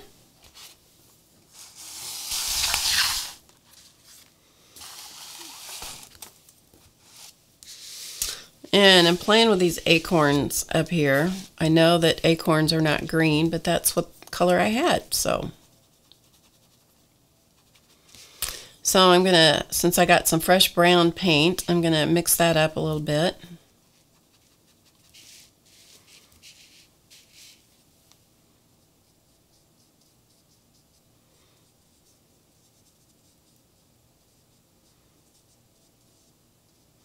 Every once in a while I run across those pictures with the pink feather boa and my black motorcycle overalls and looking like I was a streetwalker.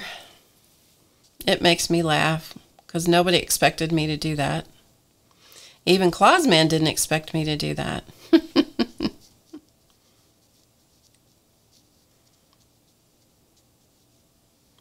It's always good to do the unexpected, people. It's always good to do the unexpected.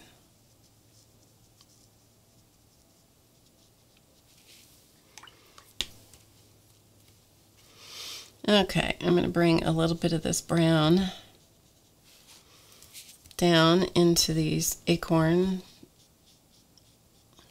parts that have green on them. Okay, all right, we have a pine cone down here at the bottom.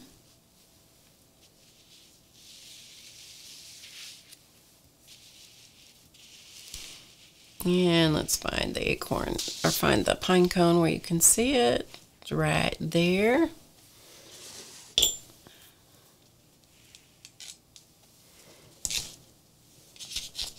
Getting stuff out of my way here. Okay, so we're going to put a little bit of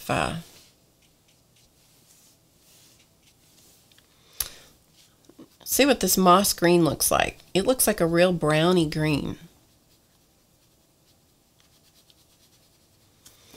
It's a really interesting color. Look, this is that moss green by Brush-O. That's interesting. That might be good for this pine cone. Let's see what it does. See what it looks like. Shall we? Sure, why not?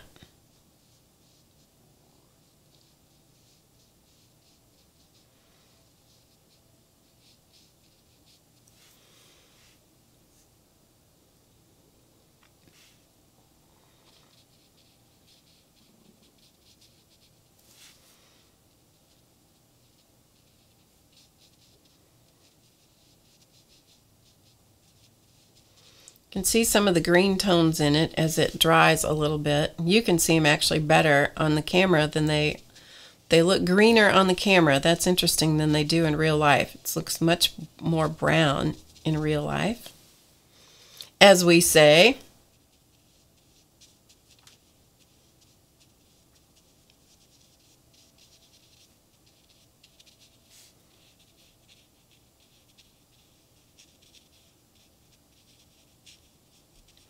And I'm thinking we'll paint the background with Distress inks, which of course aren't permanent, so I'll still have to spray it with something. I'll have to fix it with something. Maybe even the Distress glaze.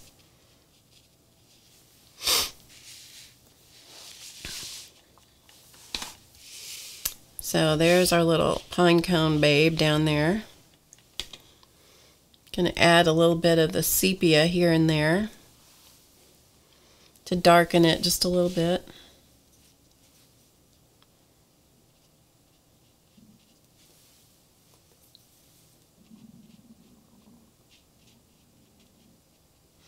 This is my kind of watercolor painting. You just throw a little stuff at it and see what it looks like. That's my kind of watercolor painting. People who are really good watercolorists, my hat's off to you. Knowing how those pigments are going to react to each other and stuff, whew, that takes some figuring it out. So there's our little pine cone. Is the flower dry? It's close. It's close. Let's work on these leaves a little bit. They're a little too green for my liking. I'm going to put in some of that moss green that has that brown in it.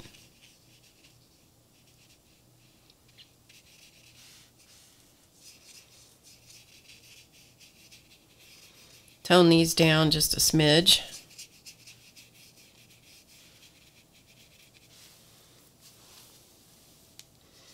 Yeah, let's tone this down just a little bit. That's pretty bright green there. We still have the air conditioner on here. I'm sure you can hear it in the background, which we generally do not have this time of year, but it has been really warm this year for some reason. Just unusual.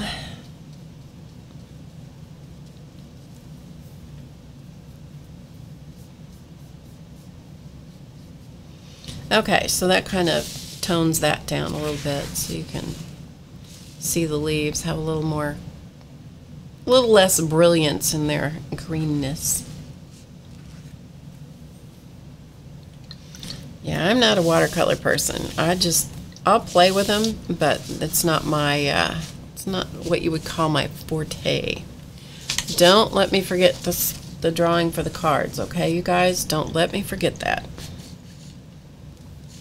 And then we have a sign over here that says Acorn, Rathbone, Sard and Company, Acorn, Stoves and Ranges, Albany, Chicago, Detroit. All right. So let's see what we can do over here. We're going to use that moss green and put that in for some leaves. Maybe we'll add a variety of colors of green over here. Who knows?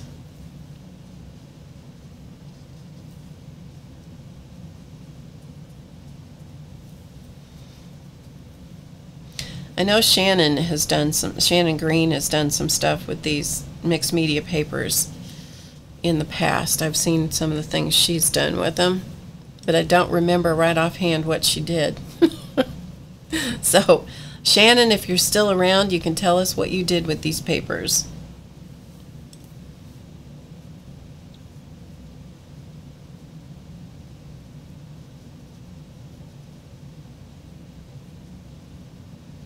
But what I'm finding is that once the color is kind of dry, or mostly dry, I can go back in with another color on top of it to tone it down. If you want it to blend, you know, you need to do it while it's wet. Do wet into wet.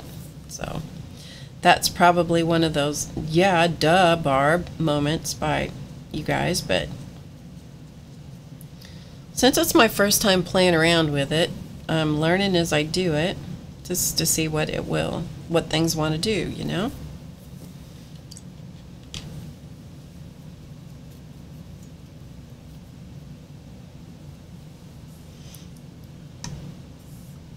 Shannon says she's tortured these papers half to death and loved them. You can use all the water you want and they'll take it. Ah, cool.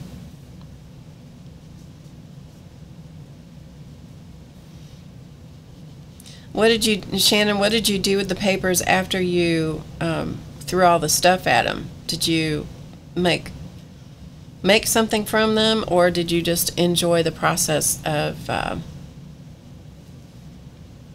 playing, painting and experimenting with them? I know I've seen a video, at least one of your videos in the past, but I cannot remember what you did with them.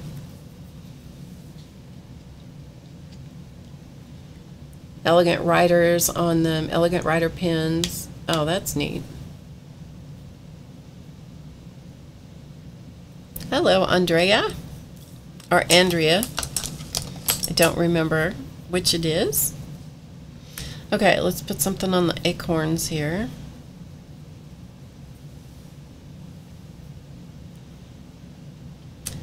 Use them. Shannon used them as a journal cover and cut them up for AT season layering.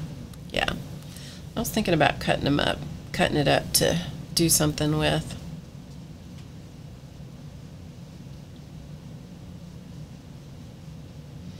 It's one of the reasons that when you do something like this and there's not a, you're not perfectly inside the lines or whatever. It's one of the reasons I don't worry about it. I'm going to cut it up. Who cares? It doesn't matter.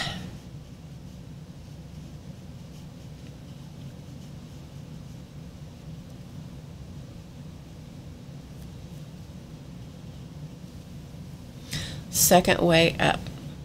Does that mean Andrea? It's funny, by the time somebody responds to me, there's just enough of a lag in the chat that sometimes it's like, yeah, I don't know what the response was. Okay, so we got the letters acorn, so let's do something. Let's add this kind of orangey kind of, may have to add a little bit of the brown into it, tone it down a little bit.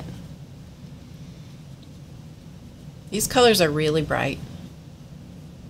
Andrea, okay, got it. Alright, my brush is kind of big, so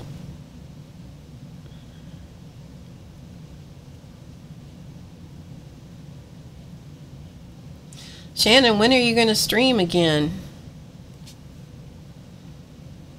I miss seeing you stream. Of course, I usually don't get there when it's live anyway, but but I love watching it after the fact.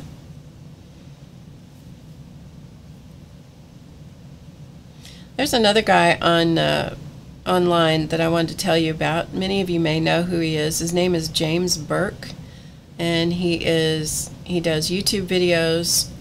He's in Australia, and you should look him up. He does phenomenal fashion illustration, art journaling, etc. James Burke. It's B-U-R-K-E. He was talking in one of his videos about that he has a couple of cats, and he was talking about he'd lost a brush that he really wanted, and he was pretty sure that the cat had taken it. And he'd found a whole pile of washi tape and brushes. I think it was under his bed. And I thought, man, that sounds like a sponsor move.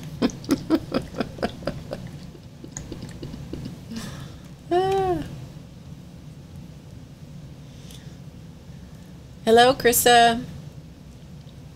It was a thief cat. Just so funny. So funny. Okay, that's pretty much all of this, stuff in the background. Or, like the individual elements. So what I'm going to do now is I'm going to get rid of this paint off of my palette. I may save it because I might use it later. I don't even know why I do that to myself. I torture myself by trying to save paint. You know what? I'm not going to. I just changed my mind. I'm just going to throw it out. It's not that much. Wasn't that much pigment. Don't need to worry about it. Give myself permission to throw it away so I don't make a mess. And I'm going to get my Oxide inks, and we're going to mess around with the background. So let me get him. I'll be right back.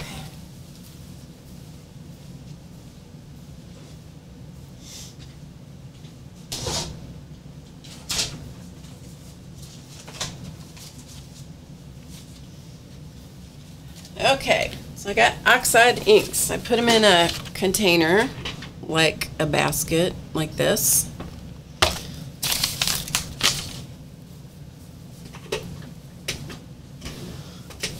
Okay, Katie, thanks for being here.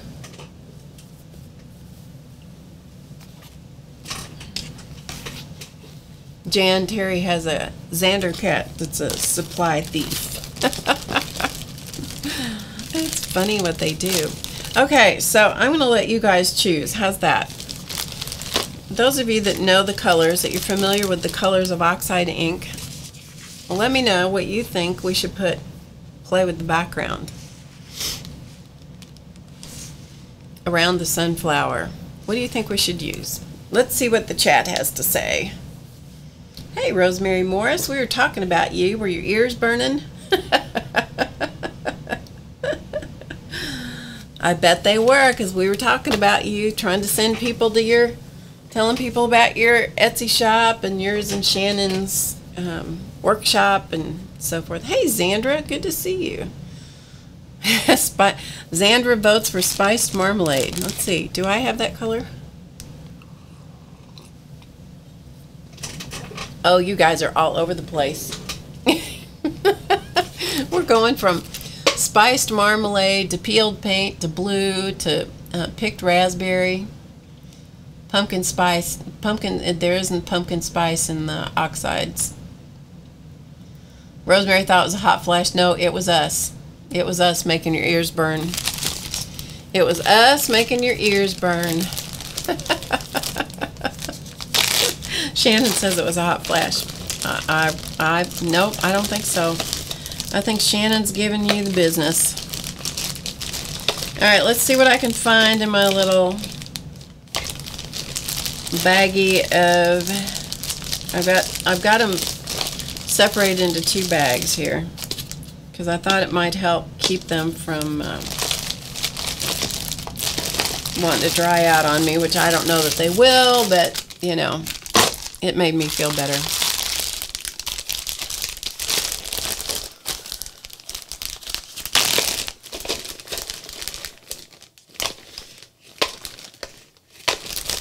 Okay, I have Salty Ocean, Peacock Feathers, Broken China. Broken China might be a good blue.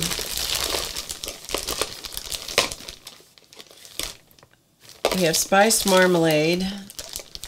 I think maybe the blue, because the blue will contrast with the yellows and oranges. Let's try that. Let's see what it looks like. You know? And another one that we might add to it might be the Iced Spruce. A little bit of that.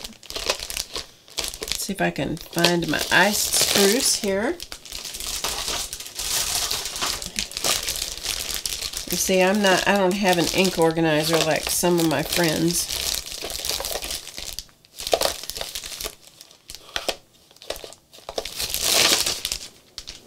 So far, here it is, I see it. Okay, so we have a little bit of Iced Spruce and some some Broken China. So let's see what that looks like, shall we?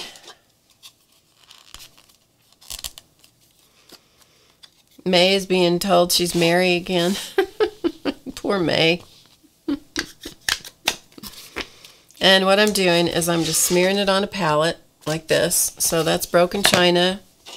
I'm going to smear a little bit of Iced Spruce on the palette as well. Like so. Okay, so I got those 2 colors. And I'm just going to pull out a flat brush. And I think I'm going to take this heading off. You have to cut that off? Probably, never mind. You have to cut it off. I won't take the time to do that. We'll do that later. Okay, let's just start. Let's see what happens. I did waste watercolor. I did. Okay, so I'm just going to pick it up on the brush, and I'm just going to paint from the palette. See what happens, see what happens.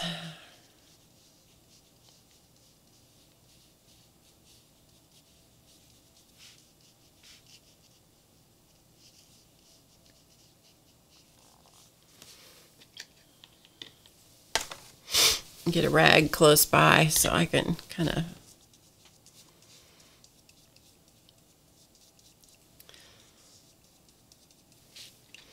So what I did was I used the stronger color right around the flower petals.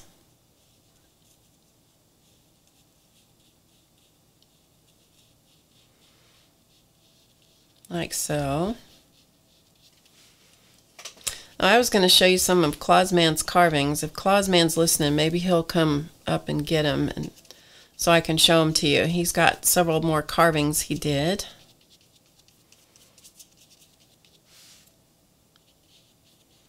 That I thought you guys might enjoy seeing.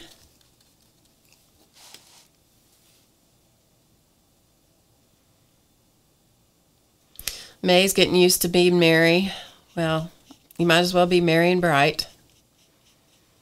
You have a good nature about it, May, so that's good. I think it's because Mary is just a much more common name here than May. And it's so easy to look at your name and miss and put the invisible R in there, you know?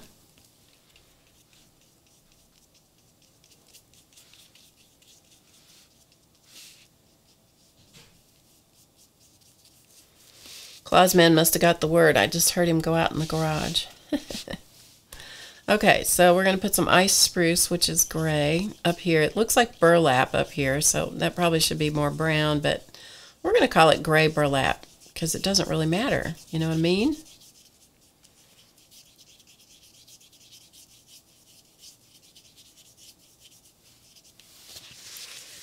So we've got some blue going around here and then some gray up here for the burlap. Okay, I kind of like that. Kind of bright, kind of pretty. So we're going to keep going.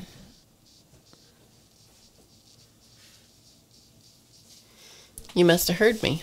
You can just put them over here. Let's put them right there. Thanks.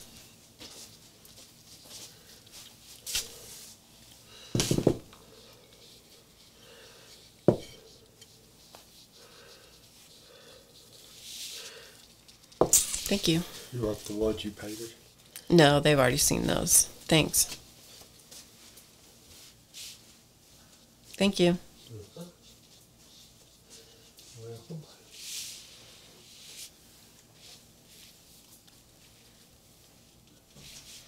All right, so we've got some orange over here, which came out when I was painting the flower petals. So we've got a little blue going on top of the orange, so we could get a little interesting color combo shift in color happening there, which could be really cool, actually.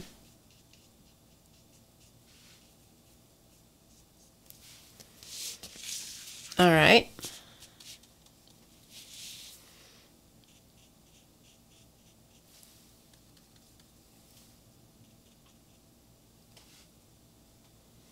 Okay, Cindy, thank you for reminding me. We will do it here shortly. I'm not going to complete this whole background, just enough so we can kind of get the idea. Then I'll play with it more later. And I'll finish it up and do something with it and write the blog post about it. There's always a blog post goes up sometime the week after I stream. I try to get it up in the next couple of days, but it doesn't always happen. Sometimes it's Thursday night, way late in the night, and I'm going, oh man, I haven't finished the blog post. I got to get that done.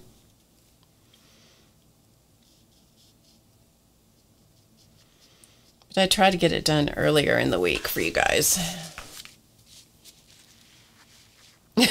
May, that's funny.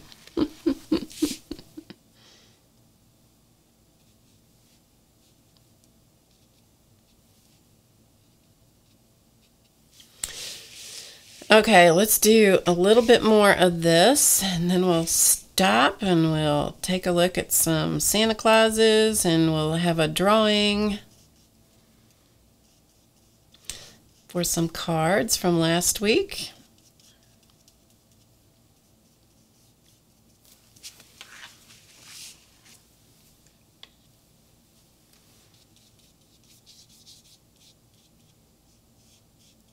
One of the things with watercolor that I've watched lots of watercolor people do is they will, they leave little pockets of, little,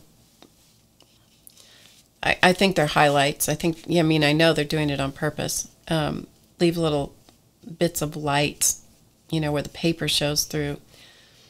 And, when I learned how to paint, boy, you covered every, but it was with oil paint. You covered every little bit of the canvas. You did not let the canvas show through and all that kind of stuff. And that, sometimes when I'm watching somebody, they used to have more of the watercolor people on PBS than they do in my area anyway. They don't have that as much anymore. And I would be sitting there watching and I'd think, you missed a spot. You missed a spot. Surely they're going to go back and get that spot, Not necessarily, because that wasn't the point. But I can remember watching and thinking, why aren't they getting all those? Why are they leaving those white spots and acting like it's all okay and everything? It's the way they did it. It's leaving those highlights and stuff. To me, it was just, because it was so different than what I had learned in the stuff I was doing. It was so radically different that, my eye kept going to that, and I'm thinking, oh, that can't be right. That can't be right. Okay, and so let's put some of the iced spruce down here behind this. Switch gray behind gray. Yeah, it's not probably my best choice, but I can always go back and add a little more color later.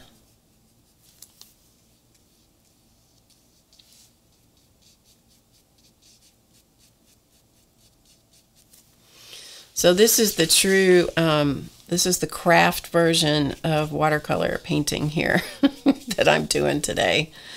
Under no pretense do I try to pass myself off as a watercolor person. Not even kinda, sorta.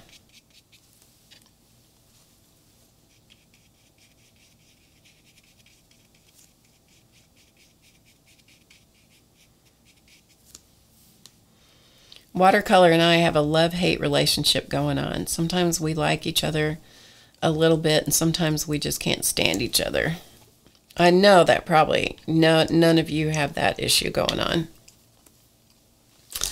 Okay, so I'm just going to stop there, and I'll finish this later. But you kind of got the idea. You kind of got the idea of using the blues, a little bit of the brown. The ice spruce is kind of a gray-green. And I'm purposely trying to kind of vary the color so it's not, it doesn't look all the same. And I actually like this a lot where it has these other colors. So I may go back in and add some more colors on top of that broken china because I love how that looks. I think that's very cool. Anyway, so there you go.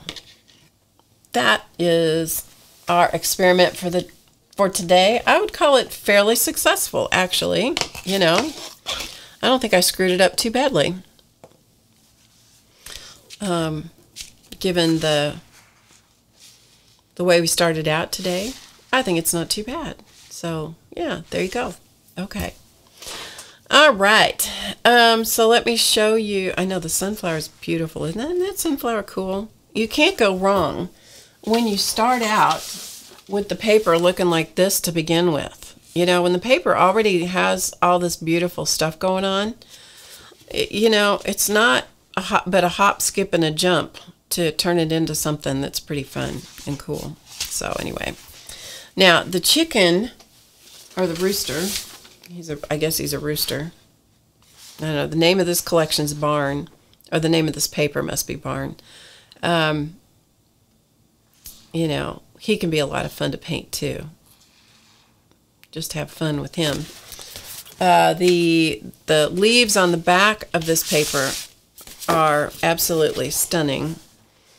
So yeah, beautiful stuff. So of course you have to, if you buy one sheet of this, you got to buy two, so you can use the front and then use the back. The place where I bought this, she had she only had one, but it was a drop-in frame. It was for a 12 by 12, which is what the size of this is. But it was just a wooden frame with a slot in it. You could drop a sheet of paper in it. And there was no glass or anything. And so you could hang it on the wall so you could see it, you know, from one side. And then if you wanted to look at the other side, you just turned around and hung it the other way. It was a very cool frame. So, yeah, I looked. I thought maybe I could find those, but I didn't yet. Anyway. Okay, so Santa Clauses. These are Clausman's latest Santas. I thought you might want to see those. They have not been painted. They're just carved so far. So here is the close-up of his face. I'm going to give you a close-up. He has a big, long pipe. Here's profile. I love his face. And this is wood burned to look like a knitted cap.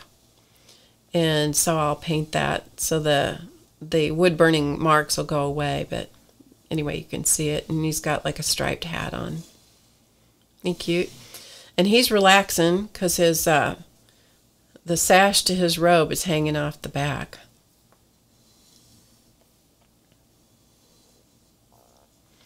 Dorothy says, white space is good for botanical illustrations like what I do. Cool. That's good. That's good. Good to know. So yeah, so there's his little pipe. Hand carved. And there's the garment. He'll have something hanging in his hands or something. I'm not exactly sure. There's the buckle on his sash. Yeah, it must be the 26th. That's right. So there's that one. Okay, here's this one. This guy, he's much taller, so we're going to have to bring him in closer so you can see his face. Again, love his profile, love his big nose. So there's the profile. So I'll let you take a look at his face. And I think Clausman's in the chat. If you have any questions about anything, you can talk to him. And then he has on a like a cape. So his hands are under the cape. Yeah, he does have a sweet face, doesn't he? Doesn't he look like he's smiling? So he has on a cape. And you know it's one of his when it has the tiger paw on it. Hence the name Tiger Claws Carvings. And then his undergarment under there. So there's that one. And then here is a snow person. I know his cheeks are cute. Shannon says, dude's got skills. So here is Snowman with a carrot nose. I love his floppy hat. I already have an idea of what he's going to have. I have something in mind for what's going to something be hanging from his hat. So that's the snowman up close. He has a scarf. He has on a coat. He's going to be fun. I hope I get time to paint him because I really enjoy that part too. Time consuming. It's all a matter of time. So yeah. Okay, so there's those. Okay, we are going to do the drawing. We're going to do the drawing. All right, so here's how it's going to work. We're going to be doing the same thing that we did last week, okay? And you got to listen to me real carefully because we got a lot of people in the chat.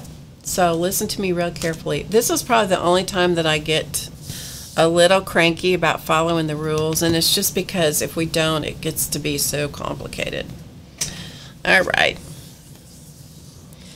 So here's what's going to happen. We're going to, let me find the number generator first on my phone. So hang on 1 second.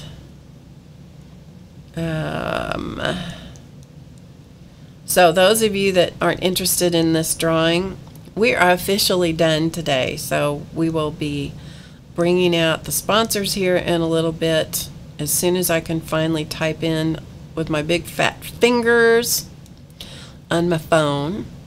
Any of you have that problem with fat fingers? As in they're not even P-H-A-T, they are F-A-T. Okay? Okay. So what we're going to do is we're going to go from, and don't put any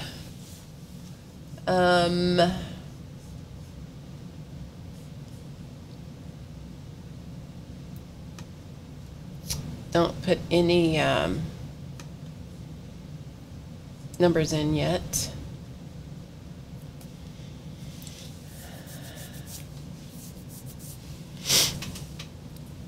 And so don't put any numbers in yet.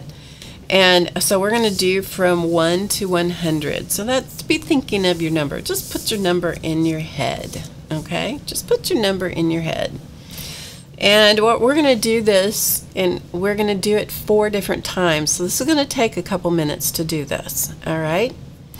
And so when I tell you, I'm actually going to type it in the chat. I'm going to type in the beginning word, and then I'm going to give you plenty of time to put in your numbers, and then I'm going to type in the word stop, and then we're going to pick the number, and then we'll see who got it. And because I'm going to do 4 cards, we're going to do this 4 times. Okay?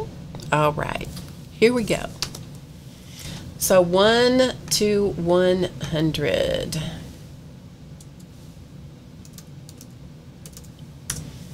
Okay, there you go.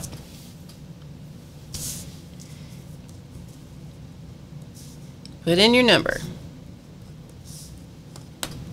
1 to 100. And it's the first person who comes closest to the number without going over. So if they're duplicate numbers, it doesn't matter. It's the first person that got it.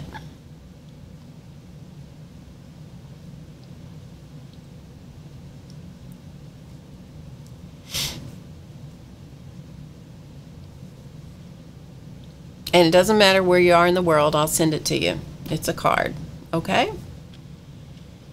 Okay, 1 number only. First person closest gets, without going over, gets it.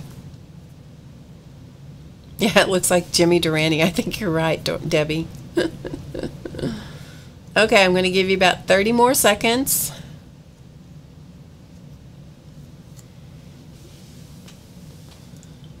Okay.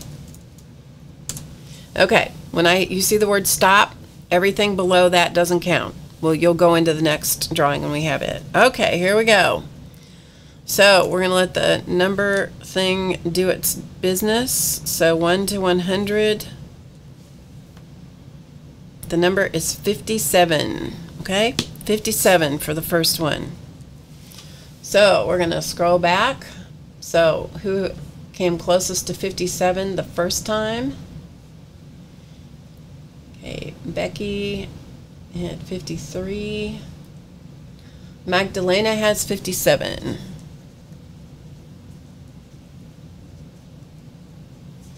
Magdalena Garcia had 57 on the nose. I don't see anybody else before that had it. So Magdalena, you won the first one. Okay? All right. Good. All right, peoples, we're going to do it again. Give me a minute. Okay, second drawing. Go for it. 1 to 100. Okay, 1 to 100. Put in your numbers. Go, go, go. This is where we need that, you know, that do kind of deal. So throw in your numbers. Between 1 and 100, first person closest without going over. Doesn't matter if somebody gets the same number as you, it's the first person with the number. Beth Salter, did you see that you won one of the card decks earlier from Kyla? I just saw your name in the chat. I'm surprised I didn't cry off all my makeup earlier. Waterproof makeup is magic. I'm telling you. Thanks for hanging in there with me while we had to take care of business earlier today. All right, 20 more seconds.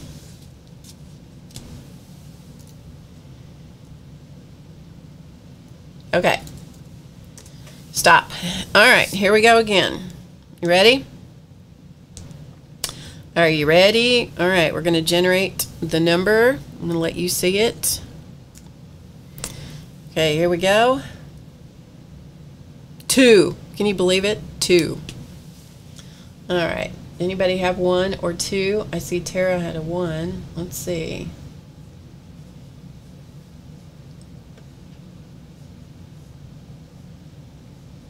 Okay, Tara's Creations had a 1. Janice Johnson had a 2. Janice had a 2. Janice had it on the button. Okay, Janice, you got it. Got it. Thank you. Okay, are you ready? So we have Janice and Magdalena.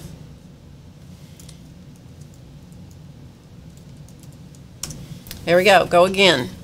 We got to do this 2 more times. You guys are doing really, really well. Thank you.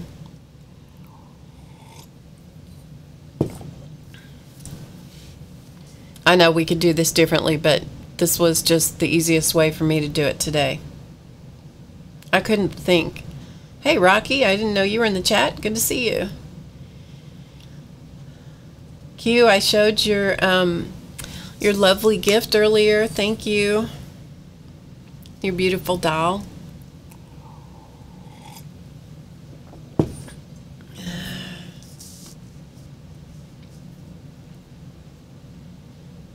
Okay, 20 more seconds.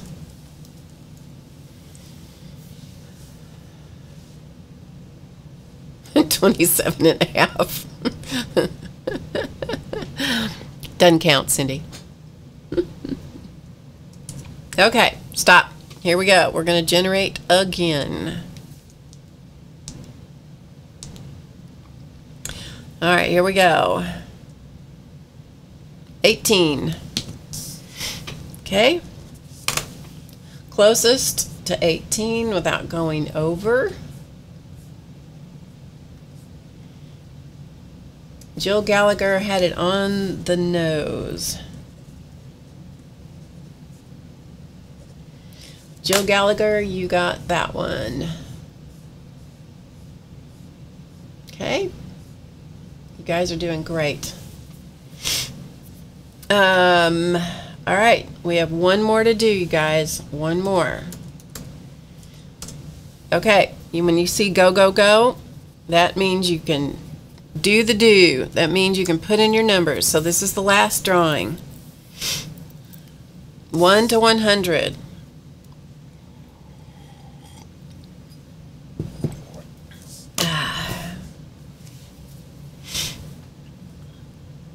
First person closest without going over. You guys are really great with this contest with the numbers. I'm telling you, I am so impressed. I'm so impressed with you guys. Every one of you is following the directions. Thank you so much. It makes it so much easier.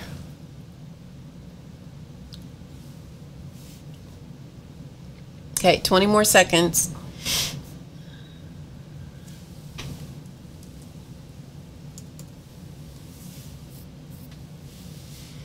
Okay. Okay. That's it. All right, here we go. This is our last number generating bit. Get my pen here. Oh, you're welcome, Zandra. You're welcome. 90. The number is 90. All right, let's see who got it. First person. Oh, Christine, you got it, but you came in after the stop. Oh, darn. Okay, I see a 90.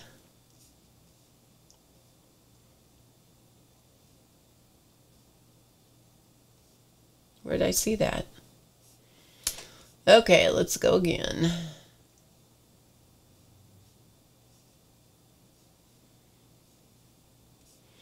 Okay, CB had 89. I thought I saw a 90. Let's see. Oh, that was, okay, that was after the stop, though. Okay, hang on. I think 89 might be it. Looking one more time just to make sure. CB, I think you got it.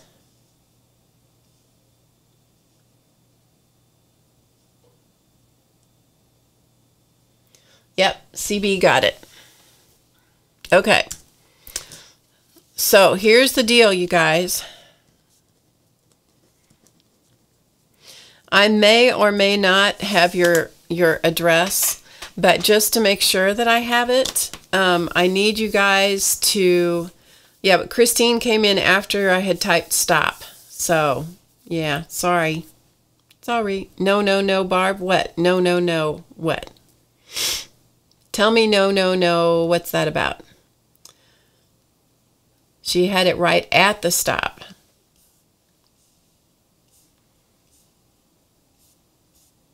Okay, tell you what.